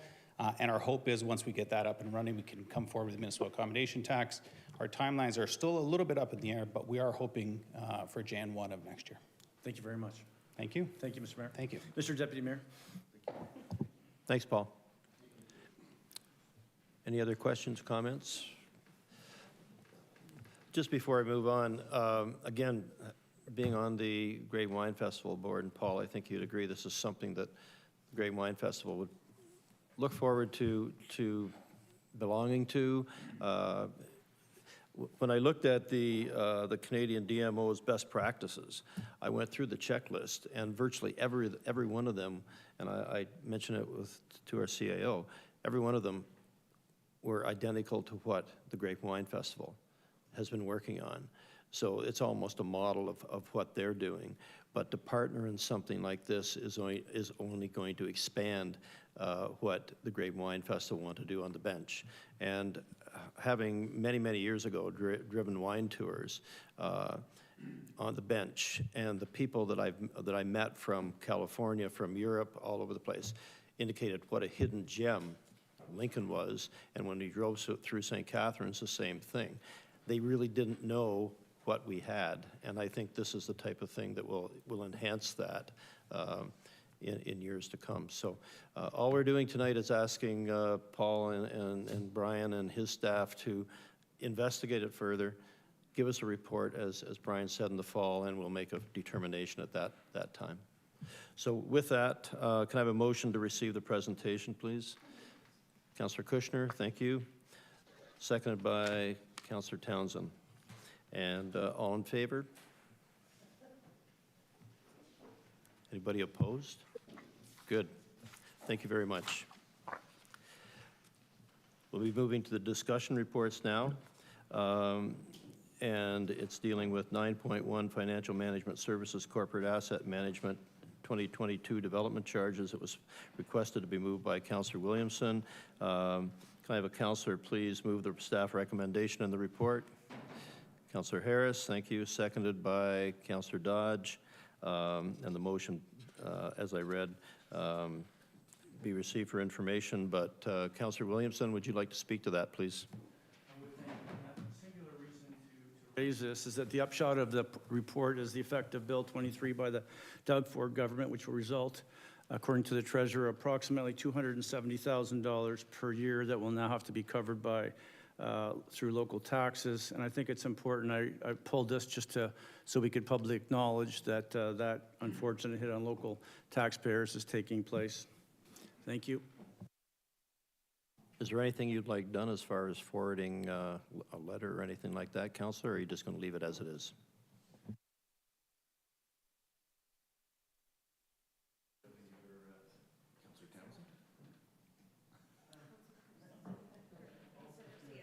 Sorry. Yes. Yeah. Yeah. I think we may have already communicated on this. Councillor Townsend can okay, fine. Thank validate that. Yeah, thank you. Councillor Townsend. Thank you, through you, Deputy Mayor. I think what might be a good option is what other municipalities have done is sent a letter asking for the province to cover the shortfalls that are being caused by Bill 23. And I think that if maybe Councillor Williamson would put something like that on the floor, I think Council would be in support of that. Councillor Williamson, you're approving that? I'd like to go forward with that. I thought we'd already maybe taken some action on it. I'm not quite sure, maybe through you to the CAO. Through you, Mr. Mayor, we have provided quite a bit of correspondence to the province with relation to the various bills. I do believe part of one of the motions that council brought forward, as well as what staff is doing on an advocacy standpoint, is specific to that, to make sure that any funding that is any funding gaps as a result of the legislation. The province is aware and looking to be able to recoup some of those revenues. So I would take it as a direction to staff, and and I believe it's all already incorporated into some of the previous motions and direction. Thank you, Mr. CEO. Thank you, Mr. Deputy Mayor. Thank you, Councillor. Councillor Townsend? Where are we? Oh. Now we're going. Thank you, Deputy Mayor. I think that through you, seeing what other municipalities have done in regards to this is providing the specifics. And I think, Councillor Williamson pulled this, and this highlights the specific with the development charges. So I think that it's important for us to send correspondence specific to this item to show every single piece of every detail that is going to be required for the province to cover all the shortfalls. So I think this we should be sending something when it comes to all development charges and all the shortfalls being raised by Bill 23. Thank you. So we'll include that in direction to staff. Thank you. Okay, clerk. Oh, sorry. Councillor Garcia.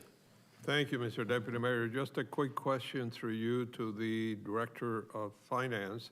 I know since Councillor Williamson pulled that it does say in the report that a funding strategy would be presented to the Budget Standing Committee in the second quarter of this year. Is that still on target? Thank you. Through you, Mr. Deputy Mayor, to the councillor. Yes, that is being proposed for the June Budget Standing Committee meeting. Okay, thank you. Thank you, Councillor. Seeing no further questions, ask the clerk to call the vote, please. Councillor Harris. Yes. Councillor Dodge. Yes. Councillor Garcia. Yes. Councillor Kushner. Yes. Councillor Lindell. Yes. Councillor McPherson. Yes. Councillor Miller. Yes. Councillor Ratzlaff. Yes. Councillor Stevens. Yes. Councillor Townsend. Yes. Councillor Williamson. Yes. And Deputy Mayor Phillips. Yes. And that's carried. Thank you, Council. And motions, there are none in front of us tonight. Call for notices of motion. Mayor Cisco has one. I don't know if Mayor he's not with us tonight, regarding the strengthening of municipal code of conduct policies. Do we have that with us? I don't have it. No, it's just a notice of motion, so it'll appear on the agenda for the next meeting. Okay, so it will be with us as a motion for our next meeting then. Committee and task force minutes, there are none. And going into closed section. Report request? Sorry. Report requests, yes. Yes. How could I forget you? Actually, Councillor Harris was before me, but that's okay. I'll be a gentleman. Just a couple of update questions and report requests, Mr. Deputy Mayor, through you. Number one, through you to Director Christie, I believe. We just received an email from the residents that are fighting to save the Y, asking when we were going to get in council a report on the relationship with Atria, the developer that bought the building, which our understanding was it was supposed to be submitted to council in April. So if we can get an update on that. Director Christie? Timing? Through you, Deputy Mayor. What I can provide this evening, Councillor, is that there have been correspondence going back and forth between the city and Atria. The Deputy CAO has taken the lead on that file, and she'd be the best person to be able to provide an update. I don't believe that there has been any sort of substantive updates that I can provide at this time, but I'm not privy to the information that's been Okay, so shared. thank you. So maybe through you, Mr. Deputy Mayor, we can request that the Deputy CAO provide an update at the next council meeting? Yes, and as Director do you have anything to add, or is it strictly our Deputy CAO? Okay. And my second similar question was, I had asked for a report on how the city is going to deal with volunteer organizations, so make sure we support them and we don't make it too difficult for them. And I was just wondering about timing on that, how that's coming. CAO? Mr. Christie. Through you, Deputy Mayor. So, and to the councillor, our team is working on that as we speak. We are drawing on our municipal competitors. We're looking at all different angles so we can provide you a fulsome report. I'm hoping to have that to you hopefully by the end of Q2. The end of June? Q2. Oh, Q2. Yeah. Okay, all right. Thank you very much. Councillor Harris. I see mine's already there. That staff prepare a report with alternative parking options for the area of 47 St. Paul Street West. Being directed towards? Staff. Staff. Any particular staff you'd like to go? Whoever wants to handle it. Okay. We'll leave that up to our CAO. Thank you. Any further requests? None? Seeing none? Okay, we'll be going into closed session now. I'll look to the clerk to read the reasons for going into closed sessions. Clerk? So the first item is legal and clerk services, legal services, legal implications of implementing a bylaw that would prohibit the delivery of unsolicited mail to residents that includes graphic content or hate speech. To close pursuant to Municipal Act Section 239(2)F, advice that is subject to solicitor-client privilege, including communications necessary for that purpose. And the second item is financial management services, Director Coca-Cola contract, close pursuant to Municipal Act Section 239(2)F, advice that is subject to solicitor-client privilege, including communications necessary for that purpose. And Section 239(2)K, a position, plan, procedure, criteria, or instruction to be applied to any negotiations carried on or to be carried on by or on behalf of the municipality. Thank you. The motion to move into closed session for the reasons noted by the clerk. Can I have a councillor, please? Councillor Stevens, seconded by Councillor Lindell. All in favor? Anyone opposed? Okay, thank you. And we'll now move into closed session.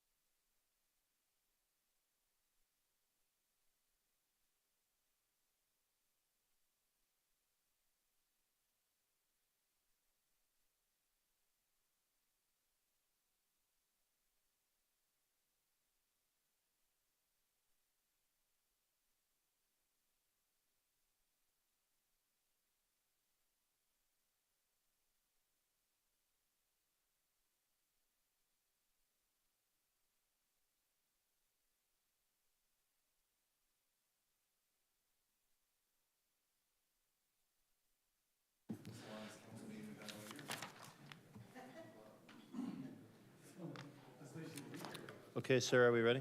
We good? Okay. Okay, council. Motion arising from closed session, dealing with legal implications of implementing a bylaw that would prohibit the delivery of unsolicited mail to residents that includes graphic content or speech. Can I have a councillor move the motion? Councillor Townsend, thank you. Seconded by Councillor Harris. Thank you. Clerk, we're going to call Councillor Townsend. Thank you, Deputy Mayor. Through you, I wanted to add an addition onto this ask to direct staff to implement, start working on a bylaw that would prohibit the solicitation or delivery based on the original motion provided. I believe the clerk has the wording for it, similar to what was done in the City of London, asking staff to come back, I guess, report back to council with a bylaw or the process to start the bylaw. So basically, you're referring it back to staff for information as indicated by your preference. Yes, referring back to staff to come back with a bylaw. Right. Okay. So we're just going to vote on the referral right now, right? So that's a motion to receive the report and to direct staff to prepare a bylaw similar to London's. Correct.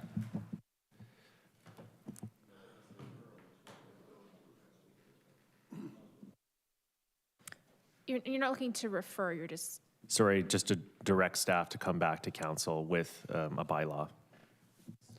Okay.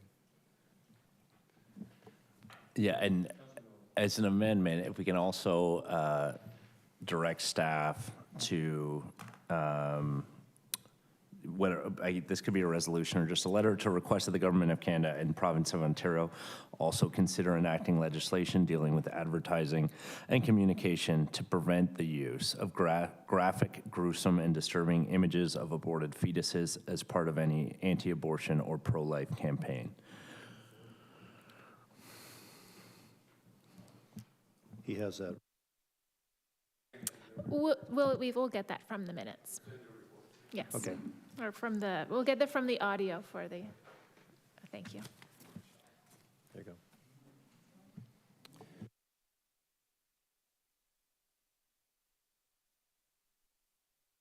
go. Looking to the clerk to call a recorded vote, please. I see no other councillors wishing to speak. Clerk? Councillor Townsend? Yes. Councillor Harris? Yes. Councillor Miller? Yes. Councillor McPherson? Yes. Councillor Lindell? Yes. Councillor Kushner? Yes. Councillor Garcia? Yes. Councillor Dodge? Yes. Councillor Ratzlaff? Yes. Councillor Stevens? Yes. Councillor Williamson? And Deputy Mayor Phillips? Yes. And that's approved. Thank you, council.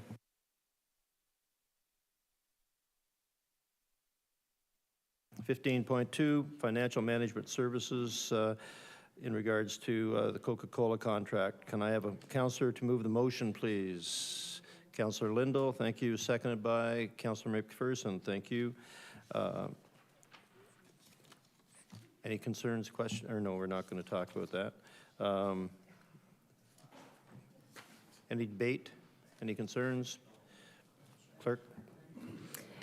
Councillor McPherson? Yes. Councillor Lindell? Yes. Councillor Kushner? Yes. Councillor Ratzlaff? Yes. Councillor Garcia? Yes. Councillor Dodge? Yes. Councillor Harris? Yes. Councillor Miller? Yes. Councillor Stevens? Yes. Councillor Townsend? Yes. Councillor Williamson? And Deputy Mayor Phillips? Yes. And that's carried. Okay, moving to bylaws. Just Motion by- one point of order. Earlier when I was asked if anyone had any report requests, I did not, but now I do. Can I add that in now? Yes, you may. I would like to request that staff prepare a bylaw similar to the City of Winnipeg's, allowing for people to put up a no flyers sign on their house and have that be enforceable with penalties.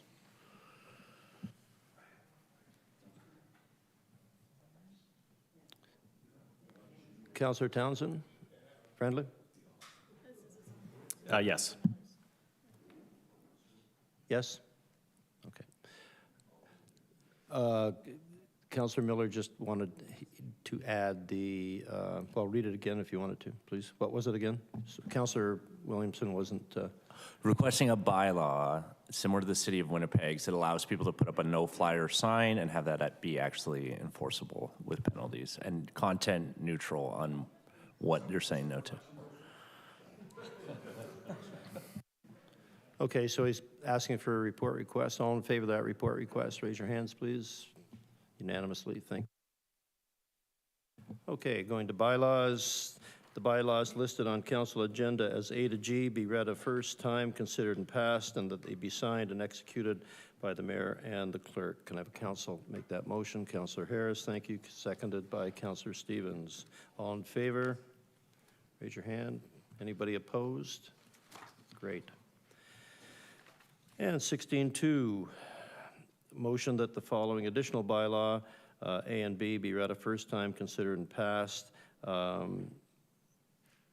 A bylaw to authorize extension agreement with Coca-Cola Refreshments Canada Company, one reading with respect to supply and delivery of soft drinks, vending and related equipment to be considered by council. And all in favor? Can I ask a question before we do that? You can ask a question. Is that exactly what we discussed in the? Yeah. Exactly?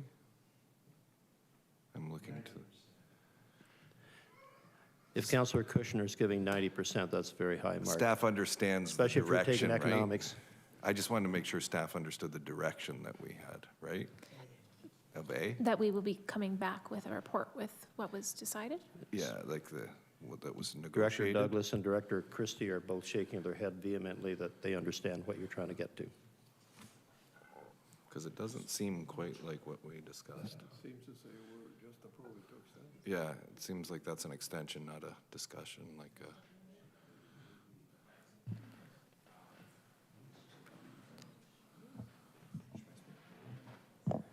Thank you to you, Mr. Deputy Mayor. So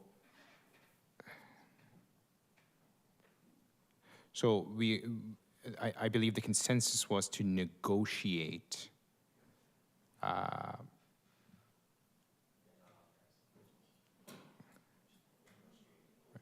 okay. Right. We can bring the bylaw back after we report to council next time. Was there supposed to be anything included in the negotiation, So though? it's bylaw A. We'll bring the bylaw back? We'll- Okay.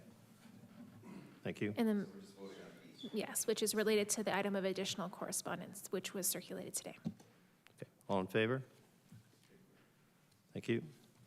And B, bylaw to establish salary ranges for certain civic employees with respect to the updating classification bylaw. All in favor? Raise your hand. Oh, yes, you're going to move it, Councillor Miller, sorry. Councillor Dodge, seconded. All in favor? Thank you. And last but not, that there be no further items of business, this meeting be adjourned. Can I have a councillor? Not a chance, Harris. Councillor Lindell.